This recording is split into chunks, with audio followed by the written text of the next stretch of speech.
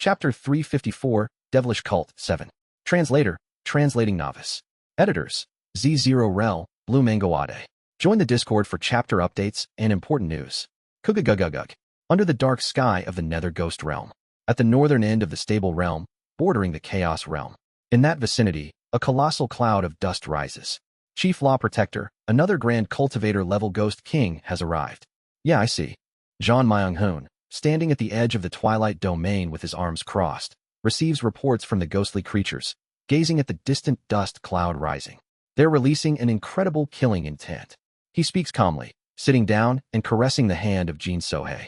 Her hand, fried and devoid of moisture, is still preserved exactly as it had been, thanks to John Myung-hoon's special preservation treatment.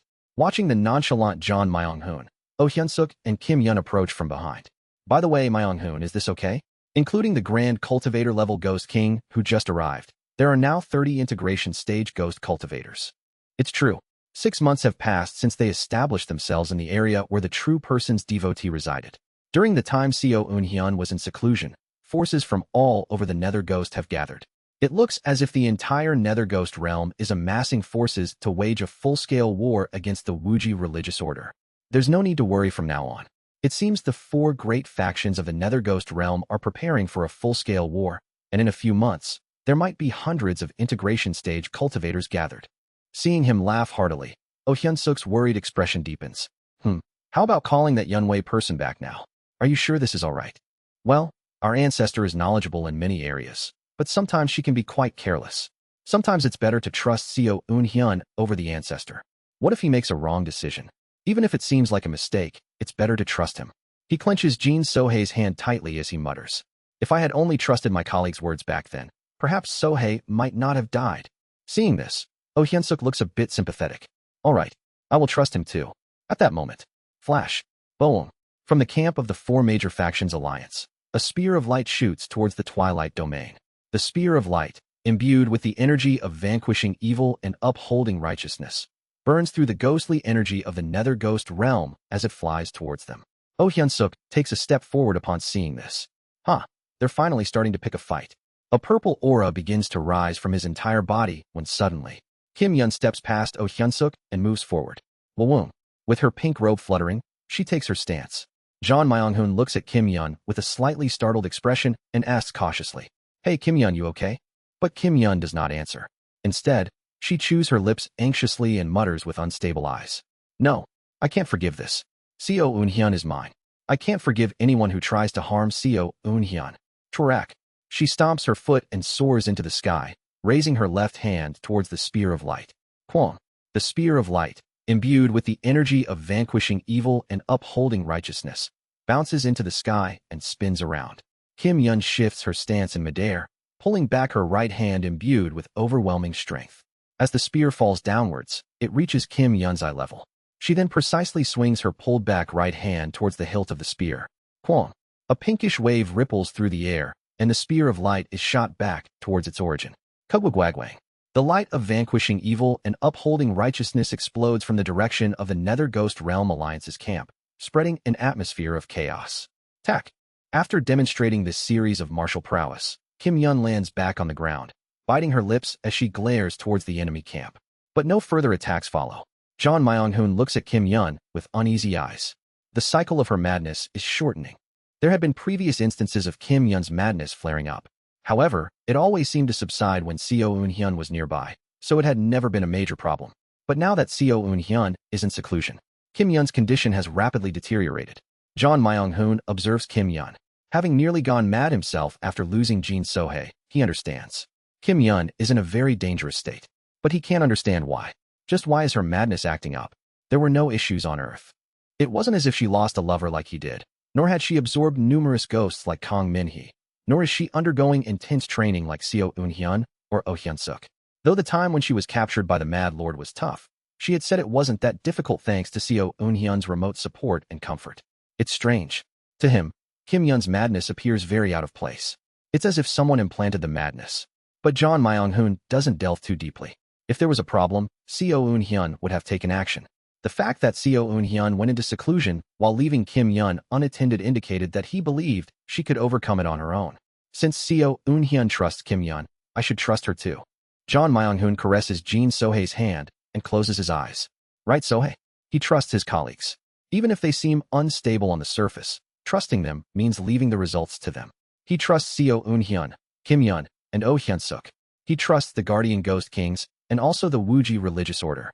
So, instead of worrying about Kim Yun, my job is to protect the order with all my strength until Seo Eun-hyun's seclusion ends. A faint red lightning flows from his eyes. As the chief law protector of the Wuji religious order, I, John Myung-hoon, command you. Do not intercept attacks like the one just now, Kim Yun. Instead, leave them to the right law protector, Oh Hyun-suk. Kim Yun, you are responsible for mobilizing puppets to block large-scale offensives and counter major attacks. John Myung-hoon gently places Jin Sohei's hand back into the wooden box and puts it inside his robe before standing up. Creating confusion and poisoning the enemy's camp is Hong Fan's role. Intercepting long-range attacks is Oh Hyun-suk's. Large-scale offensives are Kim Yun's, and I will handle the Grand Cultivator-level Ghost Kings who attack directly. Remember your roles well from this point on. Kim Yun stares at John Myung-hoon for a moment, then nods, seemingly accepting it even within her madness. And several days pass. Kugugugugu. From all across the Nether Ghost realm, more and more Grand Cultivator-level Ghost Kings begin gathering at the opposing camp. As their numbers increase, so does the frequency of attacks towards the Twilight Domain. Kwon. Oh Hyun-suk, transformed into a giant of stars, swings away a green talisman with azure wing heavenly shatter, clicking his tongue. My hands are numb. Is this the strike of an integration stage cultivator? His face is deeply troubled. Are you really sure we can handle this? There seems to be more than 50 integration stage cultivators now. It's fine. If I use that, I have the confidence to hold them off for a moment. Why, you have that, don't you? But even as John Myung-hoon speaks, his expression does not look good. Finish your seclusion quickly, Seo Eun-hyun. In a short-term battle, John Myung-hoon can unleash power comparable to that of 50 integration grand cultivators using a special method. But this method poses significant risks even for John Myung-hoon. Moreover, if the grand cultivators continue to gather, even John Myung-hoon will run out of options. I will protect and trust you, Seo Eun-hyun. So please, hurry. All he can do is trust and wait for Seo Eun-hyun. John Myung-hoon contemplates his cultivation at the Grand Perfection 4-axis stage, gazing tensely at the opposing camp. Kugugugu. Inside a dark secret chamber. Deep within, a boy who has reached the 14th star of Chi refining, the stage of infinite spiritual cloud, is circulating spiritual clouds around him. And suddenly, the boy half opens his eyes and inhales the spiritual clouds swirling around him. Simultaneously, Kururum, a sound like thunder rumbles from within his dantian, and a spiritual cloud forms inside him. Wawum, a faint but pure spiritual force flows within the boy's body. The boy, Hamjin, brightens up. Finally, he can't hide his delight as he watches the pure spiritual force emanating from his body. I've reached the Chi building stage. Reading the celestial energy and seeing that his lifespan has increased by 300 years, he is overjoyed. Finally, I've also reached the rank of a true demigod. It's then, a man dressed in white in front of him chuckles and clicks his tongue. You've only just barely reached the Chi building stage. Manage your achievement well and stabilize your realm. It will be a while before you can surpass your core formation stage master. Yes, it will indeed take some time to become a sage god from a demigod. Right.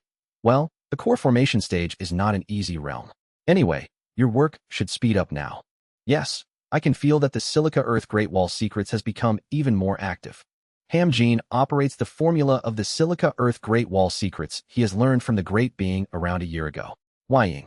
The light of the dragon vein converges in the dark sealed room. He heard that this was originally a method for the Chi building stage, but the man in white before him has modified it, so it can be learned from the Chi refining stage. When Hamjin uses this method, he feels as if he can grasp the dragon veins within the valley vividly. During the Chi refining stage, I could barely sense the position of a single dragon vein, but now I can vaguely discern the locations of dozens, even hundreds of dragon veins. He smiles. For the past year, he has been twisting the directions of the dragon veins all over Split Turtle Valley, avoiding the eyes of his master Yonggak. The dragon veins in various parts of Split Turtle Valley have become entangled before he knew it, beginning to form the formation that the Great Being initially demanded. Now that Hamjin has reached the Chi building stage, it will be much easier to complete the formation. Anyway, once I modify the formation a little more and the Great One activates it, yes, you will be free from your master. Finally, thank you for everything up until now. I would like to express my gratitude in advance. It's thanks to you that I've reached the Chi building stage, Sir Fighting Ghost. Haha, It's because you followed diligently. Hamjin offers a heartfelt thanks to the existence bestowed upon him by the Wuji Ghost King, the infinite fighting ghost. He recalls the events from a year ago. The words of the great being, the Wuji Ghost King, echoes in his mind. I will teach you a method, but it will be difficult for you to comprehend. Therefore, I will assign you a helper to interpret this method for you. After encountering the Wuji Ghost King in the world of consciousness, Hamjin saw a new entity. When he woke up, a mysterious man dressed in white. He told Hamjin to call him Infinite Fighting Ghost and introduced himself as the helper assigned by the Wuji Ghost King. The term ghost, Guri, is not just an empty word. He can only be seen by Hamjin, and no one else in the Split Turtle Valley, including his master, are aware of Fighting Ghost's presence. Over the past year, Infinite Fighting Ghost had meticulously taught Hamjin the method and sometimes guided the flow of his energy, helping him refine his realm. Thanks to this, Hamjin has been able to reach the Chi building stage in such a ridiculously short period.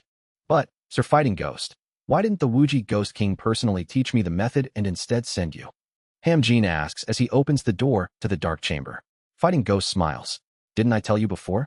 The king is spreading their consciousness across many worlds and granting the wishes of many beings, so they don't have much leisure. I see. Well, if the Wuji Ghost King had taught me personally, it might have been a bit terrifying. Haha, you might have been scared to death. Fighting Ghost teases Hamjin with a kind face, and Hamjin also smiles faintly. However, he soon erases the smile from his face. Not long after leaving the secret chamber, his master, Gok, rushes up to him with an excited expression and begins to touch his body. Really, truly, this is real. Ha ha ha, to reach this realm in such a short time. You are indeed my favorite disciple. Ah, excellent. Such a vibrant body overflowing with pure spiritual force. Gok is so excited that he almost drools as he scrutinizes Hamjin's body. Hamjin glances at Infinite Fighting Ghost beside him. Gok is entirely unaware of Fighting Ghost, and Fighting Ghost nods at Hamjin while speaking. It's another test. Remain still. Hamjin nods. Since Infinite Fighting Ghost had started hovering around Hamjin, he has always informed Hamjin about Gok's intentions whenever Gok tried to do something to him. He pretends to like you, but he is quite wary of you. He is highly suspicious of you reaching the Chi building stage without any Chi building pills in such a short time. Hamjin swallows hard. At that moment, Gok laughs heartily and pats Hamjin on the shoulder. With my disciple growing so robustly, I have no regrets. Now that it's come to this, I'll pass everything on to you 3 days from now. Hamjin's eyes tremble at his words. That means. It means that now that Hamjin's body is sufficiently mature, Gok plans to seize it. Hamjin is terrified, but under the eyes of Fighting Ghost watching over him, he manages to show no reaction. For Master to pass on everything to me, it is a great honor. Yes, it pleases me that you are pleased. Gok looks at Hamjin with a meaningful gaze and smiles. In 3 days, I will invite all the sage gods of Yua and pass on my natal Dharma treasure, the Black Tomb Seal, King, to you. I will declare you as my successor in front of them, so be mindful of your conduct and make no mistakes on that day. After patting Hamjin on the shoulder, Gok turns around and leaves Hamjin's cave residence. Sir Fighting Ghost, what should I do? He plans to seize my body in 3 days? No, besides that. Hamjin asks in confusion. The 3 sage gods of Yua are known to be on bad terms, but he's inviting them to declare me as his successor? What does this mean? Fighting Ghost chuckles at this. Perhaps, for some reason, those 3 core formation individuals have formed an alliance. What? Hamjin's face turns pale. For Hamjin, who has hoped to escape from his master's grasp by taking advantage of the bad relations among the 3 sage gods, this is a terrifying revelation. But Fighting Ghost smiles nonchalantly. Do not worry. It seems that what those 3 at the core formation stage want might be the same as what the Wuji Ghost King desires. Judging by the talk about the Dharma treasure, it seems they intend to use the Dharma treasure to open a path underground. In that case, you might not need to adjust the formation further. Pardon. Do not worry. Through my abilities, I have already uncovered your master's plans, even the parts you do not know. He intends to use a body-triggering spell to quickly open a path to the underground. After that, he plans to quickly take over your body. Hamjin bites his lip as he listens to Infinite Fighting Ghost. Sir Fighting Ghost, can I survive? It isn't that he doesn't trust the Wuji Ghost King who sent him, but Infinite Fighting Ghost is a being with barely enough energy to be in the Chi gathering stage. And though the Wuji Ghost King is a great one, they reside in a distant otherworld, while his master is right in front of him. My master, the Black Tomb Old Monster Gok, is a sage god, said to never die until his golden core is shattered, a god of the human world. I didn't expect the critical moment to come so quickly. Hamjin, consumed by anxiety, grinds his teeth. Sir Infinite Fighting Ghost, please tell me. Can I really overcome that sage god? Infinite Fighting Ghost looks at him, seeming to want to persuade him for a moment, then sighs. Do not worry. Have no doubt and believe. I will show you a new future. You will one day reach a realm where those core formation individuals are nothing to you. Be but. Woo-woo. However, before Hamjin can ask further, Infinite Fighting Ghost turns into a gust of wind and disappears from Hamjin's sight. His voice echoes in the ears of the anxious Hamjin. I do not worry. I have already entered the realm, and I have enough power to save you alone. A cryptic statement. But Hamjin, feeling the confident tone of that voice, can only bite his lip and wait in belief. Kugugugugu. Nether Ghost Realm. Twilight Domain. At the forefront, the Law Protectors and Guardian Ghost King of the Wuji Religious Order stand in formation, watching the other side. The ground is shaking. The stars are emitting ominous light, and sinister glows visible to the naked eye are spilling from the opposing camp. Oh Hyun Suk swallows hard, and Kim Yun reveals an ominous insanity. At the center stands John Myung-hoon, his eyes gleaming. 96 integration stage cultivators, and 7 devotees corrupted by true persons. In the distance, 7 ghost kings, each with multiple heads and resembling Seo Eun-hyun, float in the air. John Myung-hoon can sense it instinctively. Everyone, be alert. They are all here now. Even though all the factions of the Nether Ghost Realm designated them as public enemies, not all of their forces can come. They need manpower to guard and manage their own domains, so each faction probably sent as many as they could within their limits. Seeing no more integration Ghost Kings gathering, this seems to be all of them. But even so, there are 108 integration Grand Cultivators. Seo Eun-hyun could barely perish together with about 10 Grand Cultivators. Can I protect the Twilight Domain from them? John Myung-hoon shakes his head. There is no room for doubt. He has to protect at all costs. At that moment, Kim Yun's eyes flicker. They're coming. John Myung-hoon's eyes flash at those words. It's exactly as she said. Those who had been launching spells from afar until now begin to move towards them. The faces of everyone present, including John Myung-hoon, are filled with tension. But despite the tension, John Myung-hoon grits his teeth and moves forwards. Protect me, Sohei. Kum, Kwajajijik. With each step he takes, his stature seems to grow larger, and before long, John Myung-hoon transforms into a 6-armed giant. The 4 axes built through the 5 elements axes tremble within John Myung-hoon. Attack! And from afar, the 7 devotees. The true person's corrupted bodies begin to exert their power. Kaya Aawa. The ghost kings resembling Seo Eun-hyun with multiple heads simultaneously open their mouths, unleashing numerous beams of light towards the Twilight Domain. Some charge in with their own bodies, while others pull out ghost kings from their mouths and throw them forwards. And John Myung-hoon, with his eyes shining, brings his 6 hands towards his dantian. Yang. Behind his head, a circular halo appears. From his dantian, 4 axes emerge. Heavenly circle and earthly bearings. I will begin heaven and earth unity. Kwajajajijik. As lightning flashes, John Myung-hoon's heavenly circle and earthly bearings unite. Simultaneously, Kwarurum. An enormous heavenly tribulation pours down towards John Myung-hoon like a waterfall from the sky. The ghost kings of the 4 great factions wear incredulous expressions at the sight. This lunatic.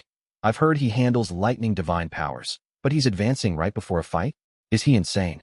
He must have a death wish. Everyone attack. The ghost kings, without revealing their emotions, launch their attacks towards John Myung-hoon. And then, Kwarurum. The heavenly tribulation curves, redirecting from John Myung-hoon towards those attacking him. Kwon. Even the devotees who have been corrupted by the true persons flinch and halt at the overwhelming aura of the heavenly tribulation. And, from the center of the heavenly tribulation storm, John Myung-hoon smiles. My apologies, but I become strongest when facing the heavenly tribulation. Kwajajajijik. The heavenly tribulation is imbued with colors. From blue and gold, the dual-colored heavenly tribulation begins to turn red. The sky turns crimson. This is my elixir and dharma treasure. Kwajajajijik. The heavenly tribulation which is crashing down towards John Myung-hoon condenses calmly in his hand, transforming into a spear of lightning. In other words, it shall be by my will. Kwarurum. The spear of lightning pierces through the clouds and soars into the sky. It appears almost like a sacred light connecting heaven and earth.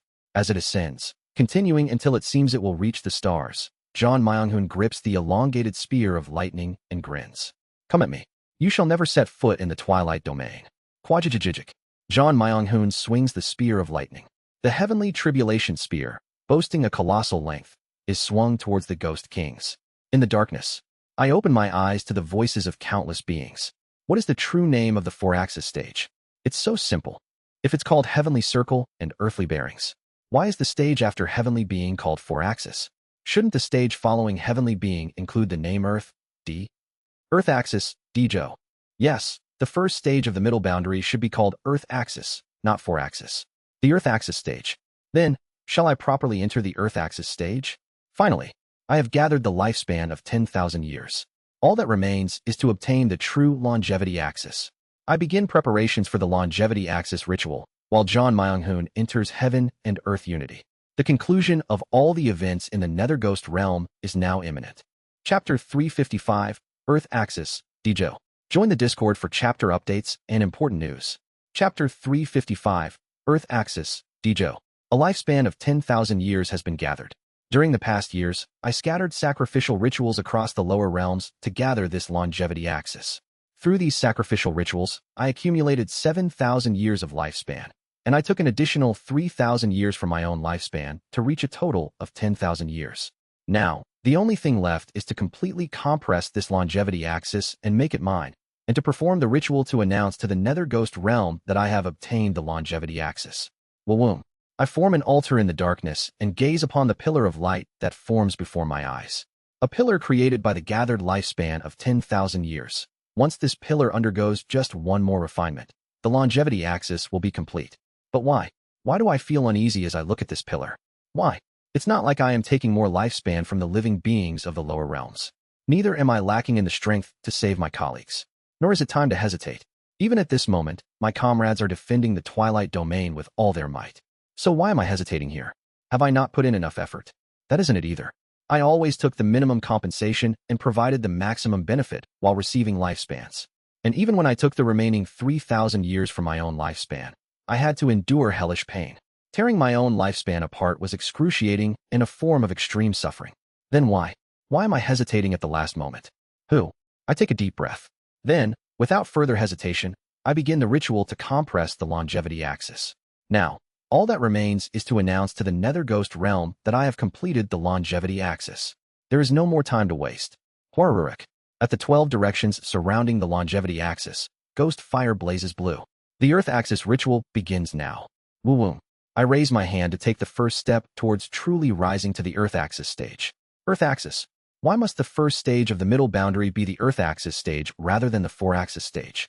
Earth Axis signifies the axis of a star, the north and south of a star. End to end, the center that connects pole A to pole B. That is the Earth Axis. So what else would you call this stage which accumulates the attraction force that connects people to people and the world to me, if not the Earth Axis? No. Did I name it based on such logic? Thinking back, it wasn't that I conceptualized it logically and decided that the four-axis stage was the Earth Axis stage. Suddenly, a name was engraved in my mind. It is right to call this realm the Earth Axis, was a fact so clearly imprinted in my mind that I started calling it the Earth Axis stage and only later attached such logic to it. Just what is this? I don't fully understand, but I proceed with the Earth Axis ritual anyway. It's similar to the Seven Stars ritual, but unlike the Seven Stars ritual, there's no need to conduct the ritual toward the heavens. It's enough to perform it in a place where the dragon vein flows smoothly. Using the longevity axis as the center, I need to sequentially infuse the energies symbolizing the 12 hours of the Nether Ghost realm into it. It's then I suddenly look at the ceiling of the basement. Above, the sky begins to swirl with ominous energy. What? Heavenly rejection? No. This is John Myung-hoon became a storm. It's as if thunderclouds are densely gathering around him, scattering countless bolts of lightning rain in all directions. The ghostly creatures with high cultivation scream and retreat, and the devotees corrupted by the true persons also recoil in fear from John Myung-hoon's lightning spear, which is no different from a heavenly tribulation. Chijijijik. John Myung-hoon dominates the battlefield with his lightning spear. At this moment, he is the king of this place. Quajijijijik. Red lightning swirls. It sweeps in all directions. It storms like a tempest. It pierces like an awl. It burns like fire. Every time John Myung-hoon moves his 6 arms, the battlefield seems to fry in a sea of red lightning. Quajijijijik. However, John Myung-hoon's expression gradually worsens. I'm slowly reaching my limit. The red lightning he is emitting from his entire body is in essence a transformed heavenly tribulation. He is using the heavenly tribulation to fight his enemies, and this heavenly tribulation is becoming stronger as it is judged that John Myung-hoon is receiving external assistance. Since the heavenly tribulation is both an elixir and a dharma treasure for John Myung-hoon, it doesn't matter if it grows stronger to some extent. However, he can feel it. The heavenly tribulation in his hand is becoming heavier and thicker, and it's becoming so hot that it's increasingly difficult for John Myung-hoon to handle. I can't keep this up. Eventually, the heavenly tribulation will become so out of control even John Myung-hoon won't be able to handle it, turning on him instead. Of course, John Myung-hoon won't be harmed by the heavenly tribulation, but if it grows that strong, absorbing it could cause his dantian to explode. Quorum. He sounds thunder while breaking into a cold sweat internally. Damn it. Hold on a bit longer, John Myung-hoon. He pushes himself harder, dancing while wielding the heavenly tribulation. But the heavenly tribulation in his hand grows hotter, and John Myung-hoon finally gives up trying to control it. Quadragigic. The heavenly tribulation in John Myung-hoon's hand flashes a brilliant light and slips from his grasp. Then, the heavenly tribulation begins to engulf John Myung-hoon and enter his body. His lifespan, cultivation, everything begins to surge wildly. Quarurum. Grua. John Myung-hoon's body grows even larger. And at that moment, Quarurum. John Myung-hoon's body becomes the thundercloud itself.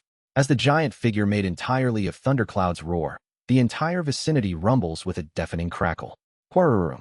Then, something like a translucent barrier forms around John Myung-hoon and spreads outwards.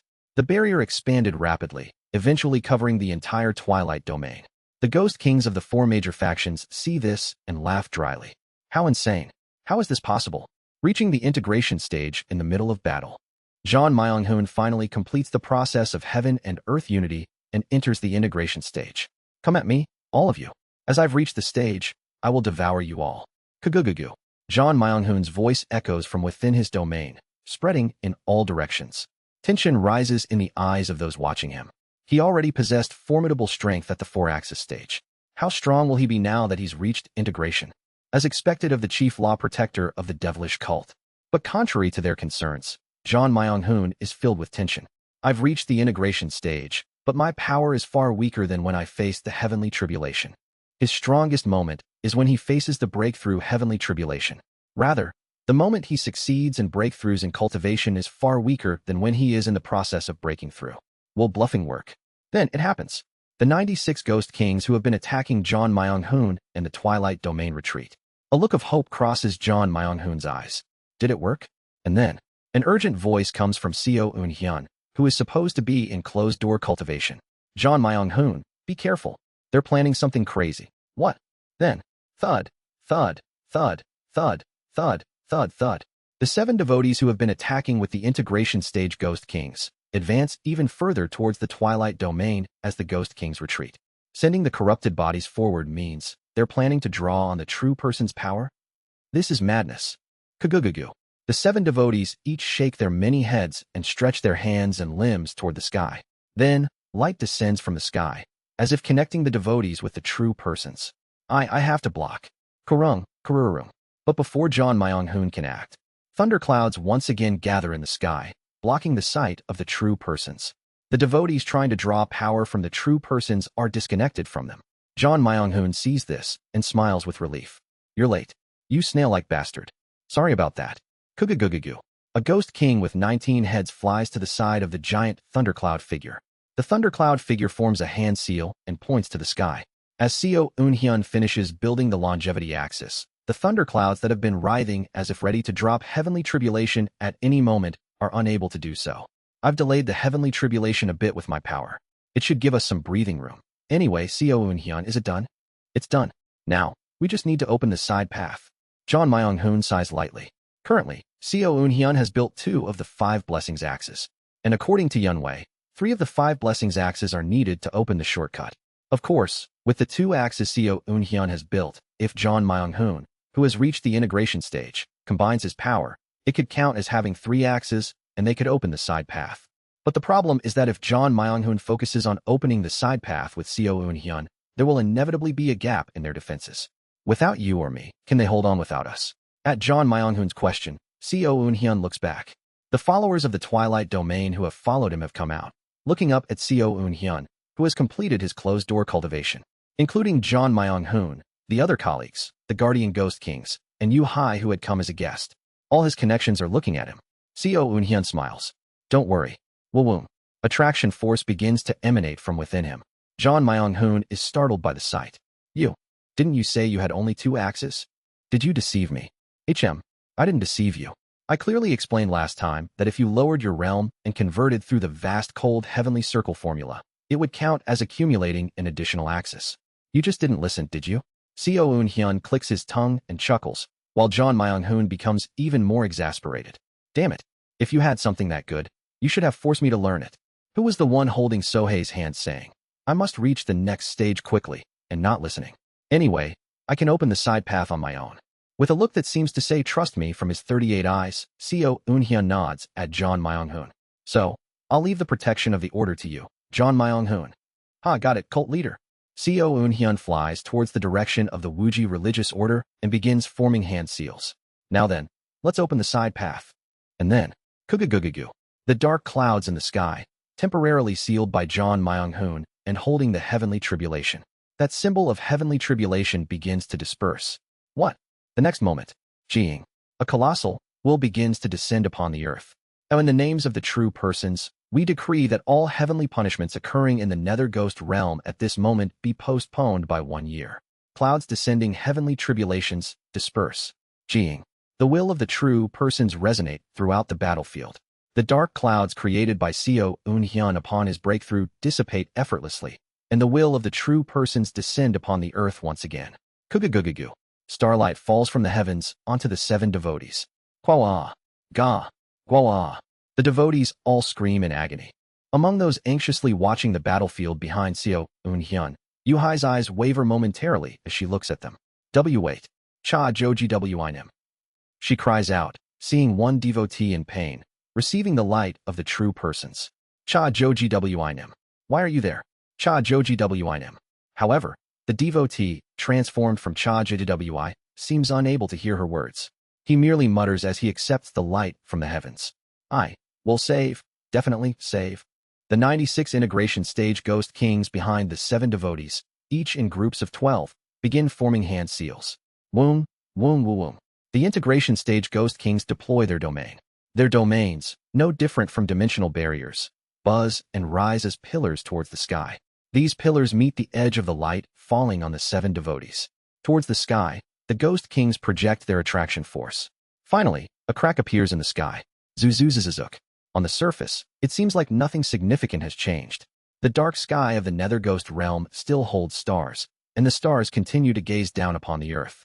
The only change is a transparent crack in the sky. However, through that crack, power, from above, begins to pour down. With an incomprehensible cry, the 7 devotees simultaneously point their fingers towards the twilight domain.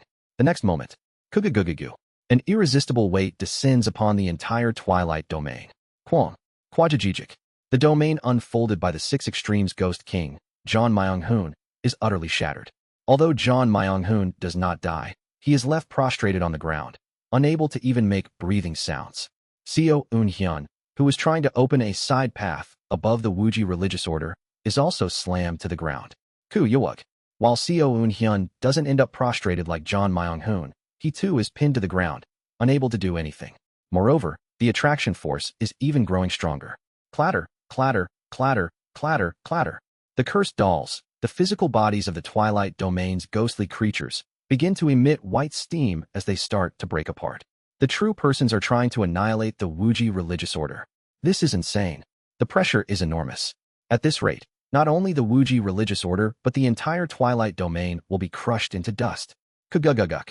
Enduring the pressure falling upon me, I try to channel all the attraction force I gathered to open the side path to shield the twilight domain from the descending power. This eases the pressure on the followers and John Myung-hoon significantly, but it increases the area of pressure on me, making it feel like my entire body is about to burst. Don't joke with me.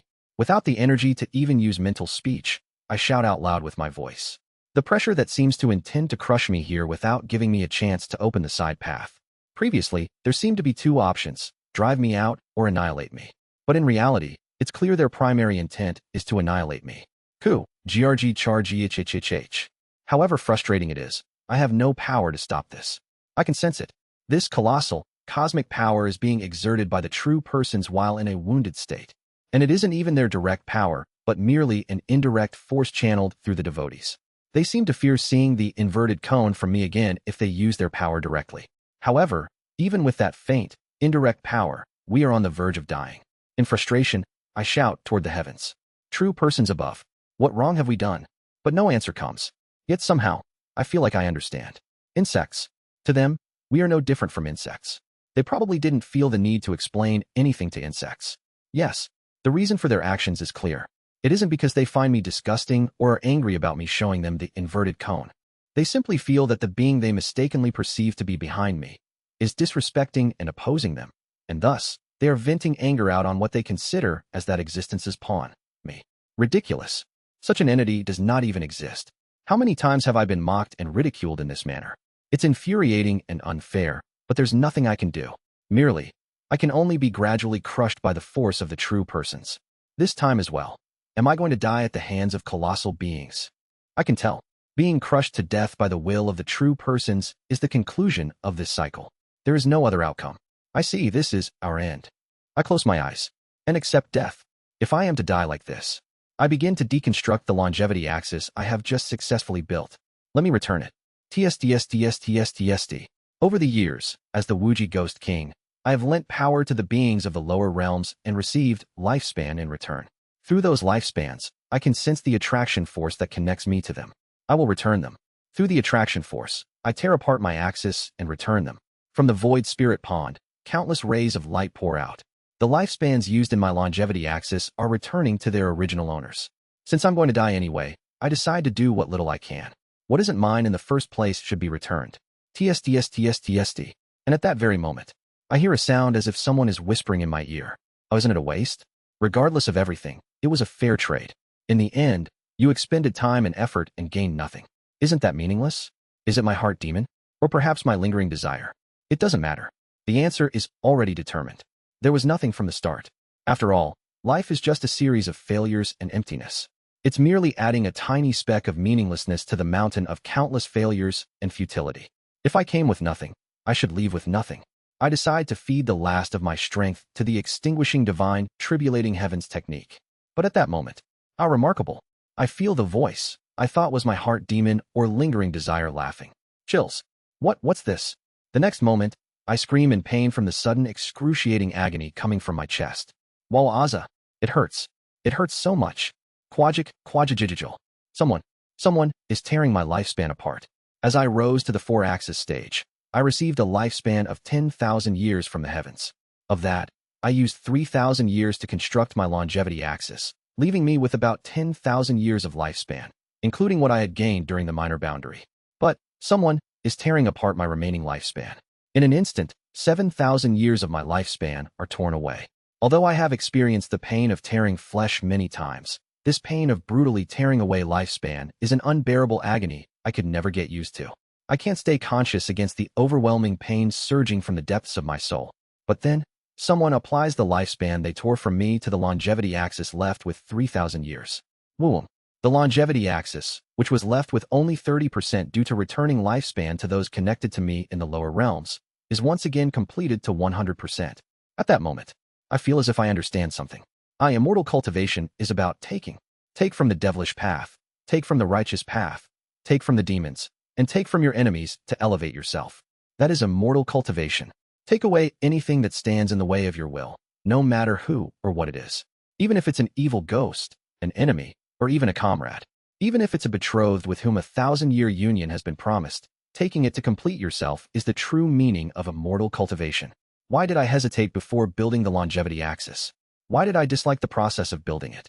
Yes, it's probably because the method of constructing the 5 blessings axis is close to the devilish path, which involves plundering from others.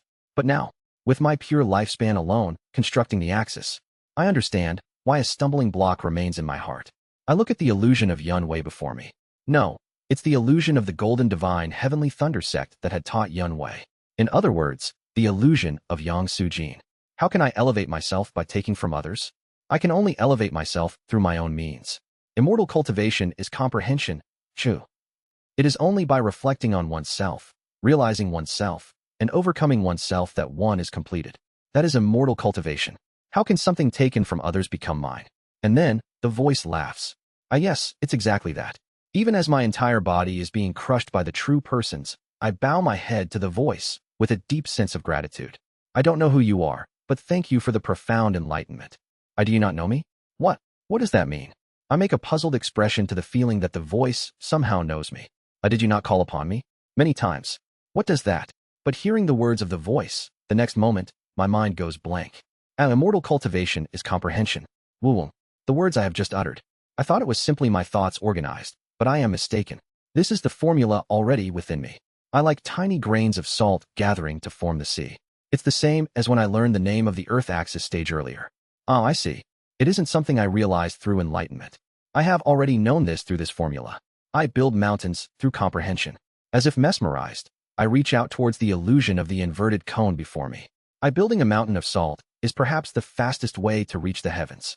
All this time, I have only been using the filtered information provided by Xiao Huiol. But now, I realize that I can read the original method of this technique. The owner of the formula has granted me permission. Pasasasasasa. A pure white aura begins to form like grains around me. I stand up. The true persons are crushing my body from above, but it's useless. I now understand. The true cultivation method of the Earth axis stage. First, make contracts with countless lower realm living beings and provide services after receiving their payment. Then, in the end, sacrifice your own lifespan to build the axis instead of the lifespan received from the living beings, and return the payment back to them. Yes, you are returning the blessings you received. The 6 extremes is not something that exists, but rather refers to the absence of blessings.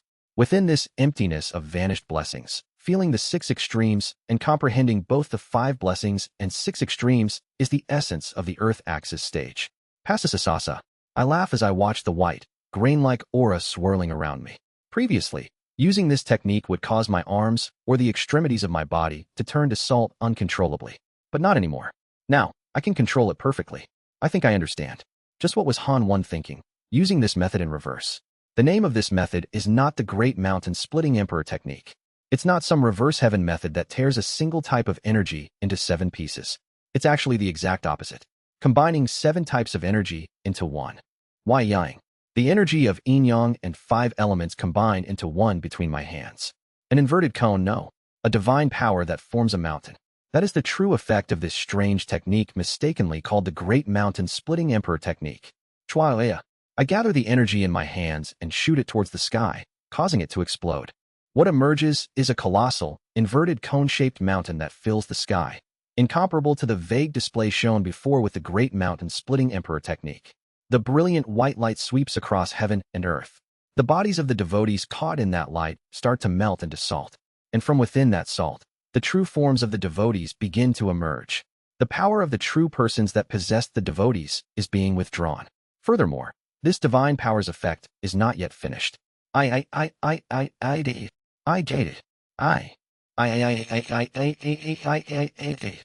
guga gugu. Heaven and earth tremble. No, the entire nether ghost realm shakes madly. The reaction is on a completely different scale compared to when I showed the inverted cone to the true persons before. To compare, the previous incident is like an adult accidentally getting punched in the solar plexus by a 3-foot-tall child. This time, it's like the adult getting stabbed by a large knife by the child. I can feel that the true persons have properly suffered serious injuries upon seeing the shape of the salt mountain. My power is that of an insect compared to the true persons, but the being beyond this salt mountain is not. The pressure weighing down the twilight domain vanishes. What remains are the true persons outside the nether ghost realm's dimensional boundary, writhing in pain as if they have truly gone mad. I can feel their genuine agony and convulsions. I smile as I look up at the sky. Pasasasasaza. Having shed the form of the ghost king with 19 heads, I reach out with the axes built solely with my own strength and lifespan. 2 orthodox axes, and another axis equivalent with the vast cold heavenly circle, intertwine and tear open the void. Normally, this side path can only be opened with the special secret arts of the Black Ghost Palace and the Nether Crossing ship, but now it opens by my hand. Woo-woo. The side path widens and widens until it covers the entire twilight domain. After opening the side path, I look back. On the opposite side, the integration stage cultivators from the 4 great factions are staring at me with bewildered expressions. Between us in the middle, the devotees freed from the true persons are expressing their gratitude for regaining their lives. and Yu Hai is crying in the arms of Cha Joji. I withdraw the beams of light that are lethal to those at the entering nirvana stage, but harmless to those below, and I bow my head one last time to the nether ghost realm itself. It's a gesture of gratitude for the connections I have built in the nether ghost realm and for this world itself. Well then, farewell. Kugugugugu. Now it's time to return to the long-missed bright cold realm. Thus, the Twilight Domain enters the side path, leaving the nether ghost realm behind. Heavenly King Heavenly Domain. The Palace of Light at the center of the Heavenly Domain. Inside, 8 colossal beings are exuding palpable signs of confusion. The Great Mountain Supreme Deity is suddenly going berserk in the Earth Axis Heavenly Domain. What kind of absurd power is this? The Heavenly Domain we've barely confined is shaking. At this rate, the mountain god we barely imprisoned will break free again. We must quickly create a special confinement Heavenly Domain specifically for the mountain god, just like we did for the god of heavenly punishment. It's unsettling to leave them confined in their own heavenly domain like this. Just what is happening all of a sudden? Why is that being having a fit? U0026 and BSB. It's difficult to know, as they seem insane. For now, some of us will need to personally go and reinforce the heavenly domain securely. If we don't, that being will break the barrier of light and emerge again. A monstrous being indeed, worthy of being called the supreme deity, equal to a heavenly venerable. Naturally, though they have fallen, they were once a noble being. The 8 figures exchanging opinions soon come to a decision. Given this severe situation concerning a governing immortal, everyone should move.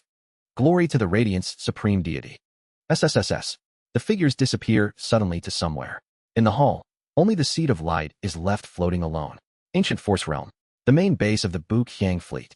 Inside, a woman in white is caressing a jade Naraigi. She looks at the ghost lying in front of her with a bitter expression. Elder Song, are you leaving now?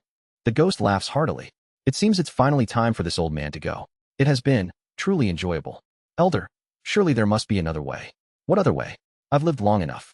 Unless a basket of pure ghostly energy from the nether ghost realm's mainland falls from the sky, I'll be leaving soon. The old ghost holds the hand of the woman in white with a peaceful expression. When I'm gone, please take good care of my disciple. It's at that moment. Woo-woo. The jade Naraigi in the woman's hand begins to vibrate wildly, emitting a strange heat. Why is this happening? The heat emitted by the Naraigi gradually intensifies. And then, suddenly, Kwaong. The woman in white and the old ghost hear a massive explosion reverberate throughout the entire world. Kugugugugu. After the explosion, the Naraigi's temperature neither rises nor falls, remaining constant, and a vibration echoes throughout the entire world. The old ghost speaks in alarm. The celestial energy is shaking. Could it be? He gasps and continues. Some being from another world has entered the Ancient Force Realm. Chapter 356, Ancient Force Realm, Glejet. Translator, Translating Novice. Editors, Z0 Rel, Blue Mango Ade. Join the Discord for chapter updates and important news. Chua. The Twilight Domain, a land of ghostly creatures, traverses a monochromatic side path. It seems there are no problems. The side path originally serves as a route through the deep outskirts of the netherworld. To use this side path, one must either have learned the ghost path method or possess a dream body created using the power of the nether crossing ship. However, the Wuji religious order situated in Twilight Domain is a cult of ghostly creatures. From the start, there was no problem in using the side path. The monochromatic side path is quiet. The followers keep their mouths shut as expected due to the death aura emanating from the side path. However, even with their mouths closed, I can feel it. Everyone is immensely excited. Though the sound is almost non-existent and silent, I can see it. Various colors are wildly bouncing within the world of intent. All the followers of the religious order. They are all feeling immense loyalty towards me and an overwhelming sense of belonging to the Wuji religious order. Is it because they witnessed with their own eyes as I drove out the entering nirvana stage true persons? Even when I appear in the form of the human Seo Un-hyun from the 19-headed Ghost King, no one shows fear or dread towards me. Their loyalty and fervor have surpassed the fear my appearance induces. Thank you all for following me thus far. With a grateful heart towards the followers, I, along with John Myung-hoon, guide the Twilight Domain to the bright cold realm. Hey John Myung-hoon. It's then. What? Currently, the Twilight Domain is being navigated by me, the one who opened the side path.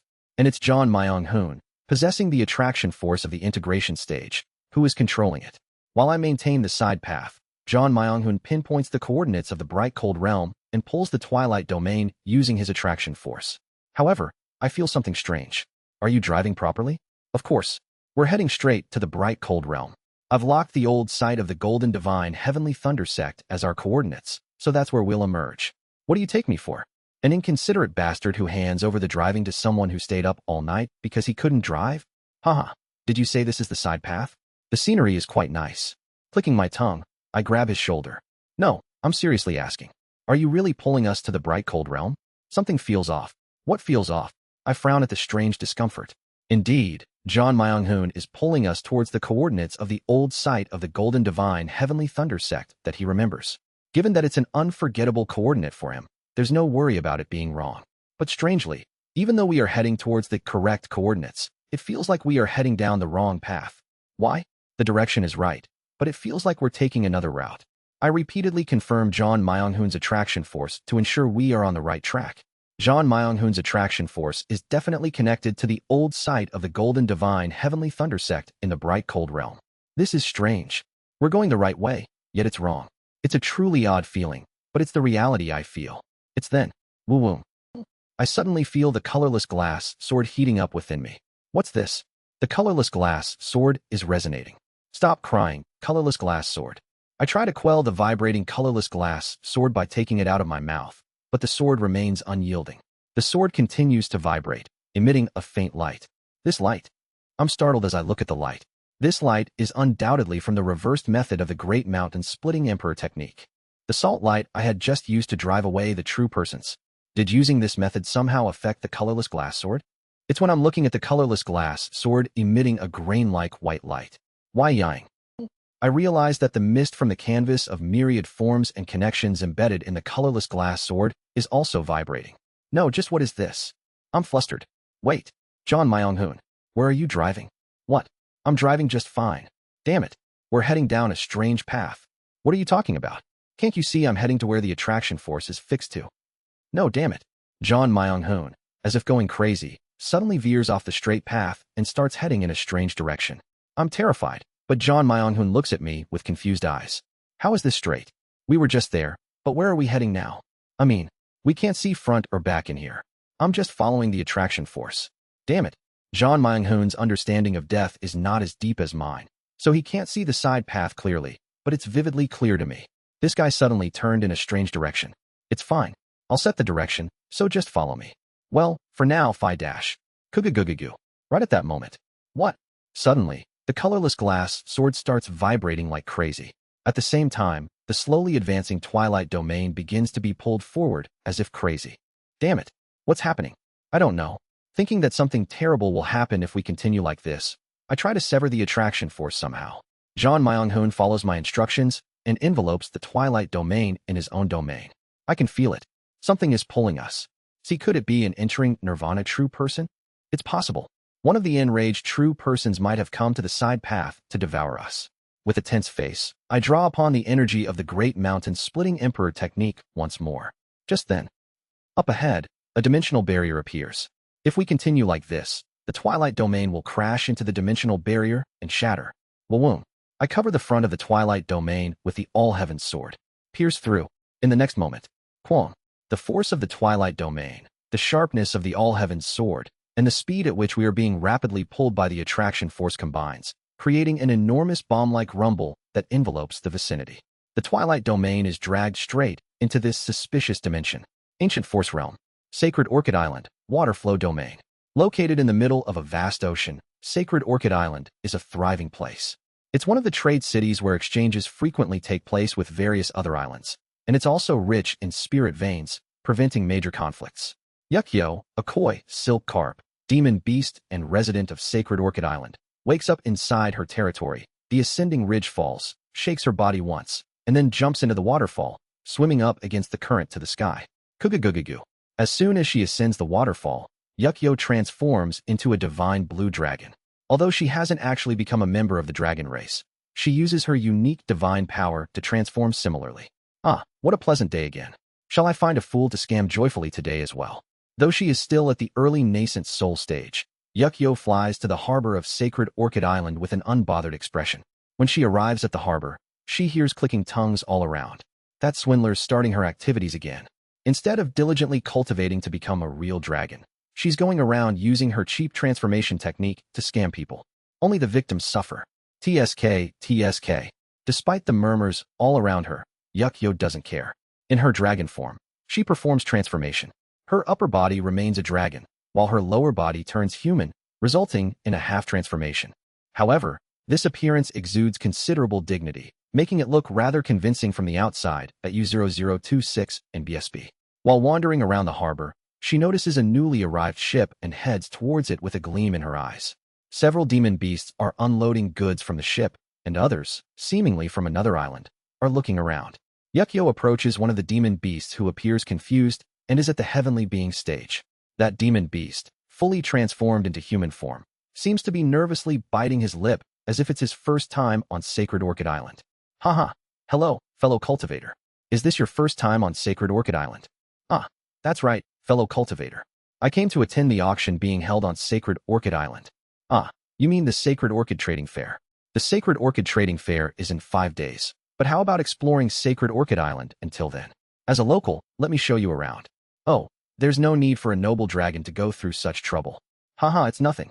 I've always enjoyed making friends from outside the island. I'd appreciate it if you could give me the opportunity.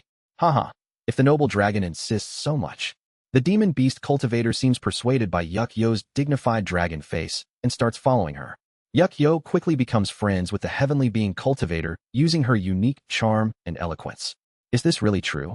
As expected of Yuk Nunim, to subdue a 4-axis stage monster with a single command. TL note. Nunim is basically Hyung Nim, but referring to an older woman. Ahem, that one wasn't much. The truly scary one was an integration stage demon king. The strike from the integration demon king was truly formidable. Surviving its ultimate move is what brought my cultivation down to this level. My goodness, to survive after an encounter with a demon king, as expected of Yuk Nunim. I respect you. Yukio continues to boast incessantly while conversing with him, and at some point, she takes out a small piece of paper from her storage scroll. So, little brother, I've been planning on starting a business soon. If I start one under my name, it will be hugely profitable. So, little brother, could you lend me 10 ancient stones? I'll return them 100-fold. No way. Really? If it's for you, Yuk Nunim, I can sell everything I have and give you 100 ancient stones. Oh Hiat, even amongst close siblings, one should not casually trade money. If our friendship is strained, it would be heart-wrenching. Just 10 will do. Oh Hiat is basically a sound of disapproval. Ah, as expected of a noble dragon race, Yuk Nunim. Yukio pockets 10 shining stones handed to her by the seemingly touched demon beast cultivator. Ah, come to think of it, I left something behind at the other harbor. Please wait here for a moment, younger brother. I'll go fetch my belongings. Yes, Nunim. Yukio disappears somewhere, leaving the demon beast cultivator waiting with an excited expression. However, Yukio does not return. That's strange. Why isn't Nunim coming back? It's then.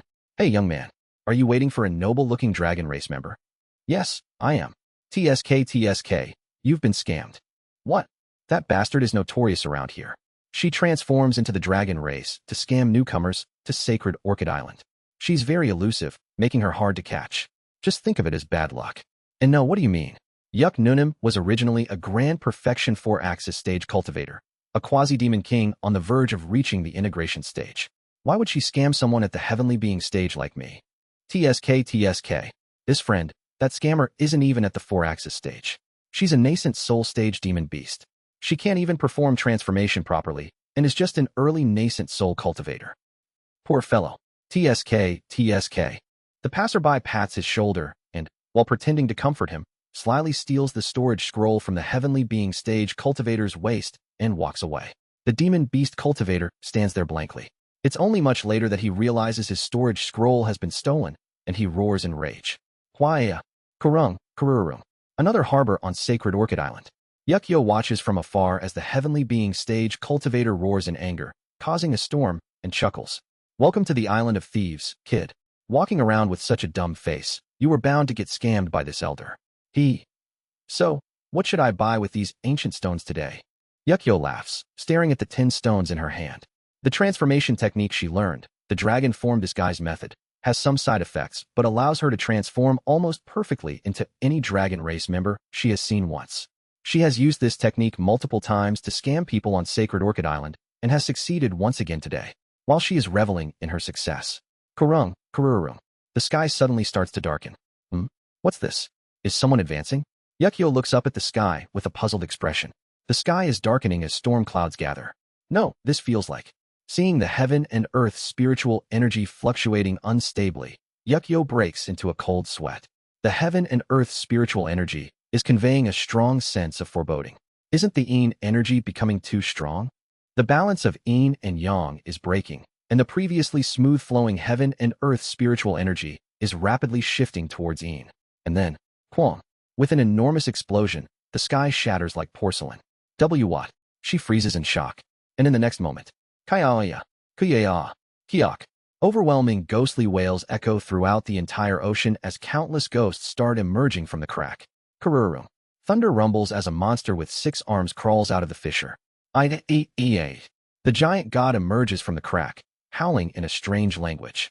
Then, 6 shadows beneath the giant summons black lightning, forcibly widening the crack. The giant god hurls the black lightning into the crack like a hook and starts pulling something out from within. Quaong. The next moment, Kugugugugu. A massive chunk of land large enough to cover Sacred Orchid Island bursts out from the crack that U0026 in BSB. Oh ha! Wawea. Kaya. A dreadful, ghostly wail fills the surroundings. Yukio looks up at the sky. On top of that massive chunk of land stands countless ominous buildings exuding dreadful yin energy, and between the buildings, grotesque, cursed dolls kneel and pray towards the sky. What is that? While Yukio's mind is blank. Do. All the residents of Sacred Orchid Island, sensing the crisis, transform into their true forms and start fleeing. Seeing them, Yukio finally snaps back to reality. Alright, damn it, this isn't the time to be like this. I need to get off this island quickly. She turns pale, releasing her transformation and tries to flee, but her speed is slower than even the core formation cultivators. Damn it, I can't move fast because of the dragon form disguise method. The dragon form disguise method she learned allows her, a coy demon beast, to disguise herself as a noble member of the dragon race, but it has the drawback of reducing both her speed and physical strength. Of course, being a divine ability with such a cost, it allows her to imitate the aura of the dragon race almost perfectly. However, damn it, release. It takes a considerable amount of time to undo the dragon form disguise method. She has to sit still and concentrate for at least the time it takes to drink 1 cup of tea to release the disguise. Yukio tries her best to undo the disguise while running away. But just then, Yukio feels a prick on the back of her head and looks back, feeling like her breath will stop. Standing at the center of the demon ghosts, the 6-armed giant is staring directly at her. Chiok. The giant extends an arm towards her. At the same time, Yukio feels a massive force pulling her in. Oh! Yukio screams and struggles, but she fails to escape and is eventually caught by the giant's hand. Bring it here. I speak, sitting in front of the Wuji religious hall, gazing at the endlessly spread sea. Thud, thud, thud, thud. John Myung-hoon, in his giant god form, drags a demon beast that appears to be of the dragon race before me. I have captured it, cult leader. I look down at the demon beast before me with cold eyes. The demon beast is shouting noisily in the language of the demon race, but the ghostly creatures of the nether ghost realm have their own language, so shouting in demon race language is useless. I speak to the demon beast in the demon race language. Calm down. I won't eat you. First, explain where we are. The creature trembles and speaks. This is Sacred Orchid Island in the Waterflow Domain, Senior. Please spare me. As you can see from my aura, I'm just a weak core formation cultivator. Waterflow region? Where is that? Is it in the stable realm or the chaos realm? Pardon? Of course, it's in the stable realm. Since it's a place where demon beasts abound, it must be in the Earth Tribe territory. How far is the True Dragon Alliance from here? But the demon beast responds with confusion. True Dragon Alliance? What does Senior mean by that? Where's that? I realize something is wrong from the demon beast's reaction. As expected, did John Myung-hoon mess up the driving? It seems we have not landed in the bright cold realm. What's the name of this world? We just crossed over from the nether ghost realm, so we don't know much. Explain it to us. At the mention of coming from the nether ghost realm, the demon beast begins to tremble and speak. This is the ancient force realm, my lord. But why have beings from the nether ghost realm come here? You insolent thing. How dare you question without the permission of the cult leader? Baek Rin, who recently joined as a guardian ghost king, shouts furiously from beside the demon beast. Although he can't speak the demon race language, he seems to understand from the tone that the creature was asking a question.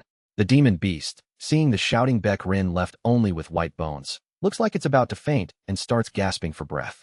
Hong Fan, standing next to me, translates the nether ghost realm language for the demon beast. It means to keep your mouth shut unless asked. The demon beast trembles and closes its mouth. I sigh. Damn it. We've really landed in the ancient force realm. The distance between the ancient force realm and the bright cold realm alone is 1,000 years. Of course, with John Myung-hoon having reached the integration stage, we can return much faster with his help. However, bringing back the entire Wuji religious order will take a considerable amount of time. How did this happen? I sigh again. Chief Law Protector, call Yun Wei through Yun Jing. Regardless of what happened, we need the wisdom of the elderly. And you there? I question the demon beast trembling in front of me. That appearance, it's not your true form, is it? Yes, that's right, my lord. This is a demon ability I learned, which allows me to transform into the face of a dragon race member I've seen once. Oh, I see. I asked the creature with gleaming eyes. Then you must have met Seo Ran. When and where did you meet him? Tell me. This creature in front of me has a form exactly identical to Seo Ran's dragon form. Author's note. The Nether Ghost Realm part is over, and the Ancient Force Realm episode is beginning. Hamjin and the Lower Realm episodes are planned to continue in the Ancient Force Realm as well. I plan to finish the Ancient Force episode as quickly as possible, so please wait just a little longer. And, to organize the Ancient Force Realm episode, I will take a day off tomorrow. Thank you all. Translator notes. Don't worry.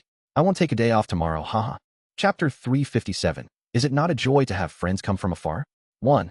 Join the Discord for chapter updates and important news. Chapter 357.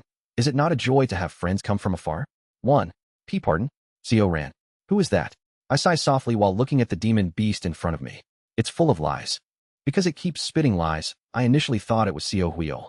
The appearance is fake, the claim of being in core formation is a lie, and not knowing Seo Ran is also a lie. Besides, seeing it borrow Seo Ran's appearance reminds me of Seo Huiol, stirring a rush of murderous intent within me. Sensing my killing intent, Baek Rin roars furiously. You insolent thing! Can you not answer properly? At the 4-axis Baek Rin's roar, the demon beast chokes as if its soul is about to leave its body. Enough! When I raise one hand, Baek Rin stops roaring, and Hong Fan steps forward to interpret Baek Rin's words. If you lie one more time, you will die. Though I have no intention of going that far, the demon beast's lying seems a bit too excessive, so I decide to take a firmer stance. Perhaps due to the effectiveness of Hong Fan's threat, the demon beast, disguised as Seo Ran, starts frothing at the mouth and bows its head. I'm sorry, my lord. Please forgive me. It's done now. Chua. As if steam is rising, the demon beast's appearance begins to change. From within the mist, the demon beast seems to transform into a koi fish, and then quickly takes on another form. First, tell me your real name. I address the koi demon that has now taken the form of a woman with colorful scales on her face.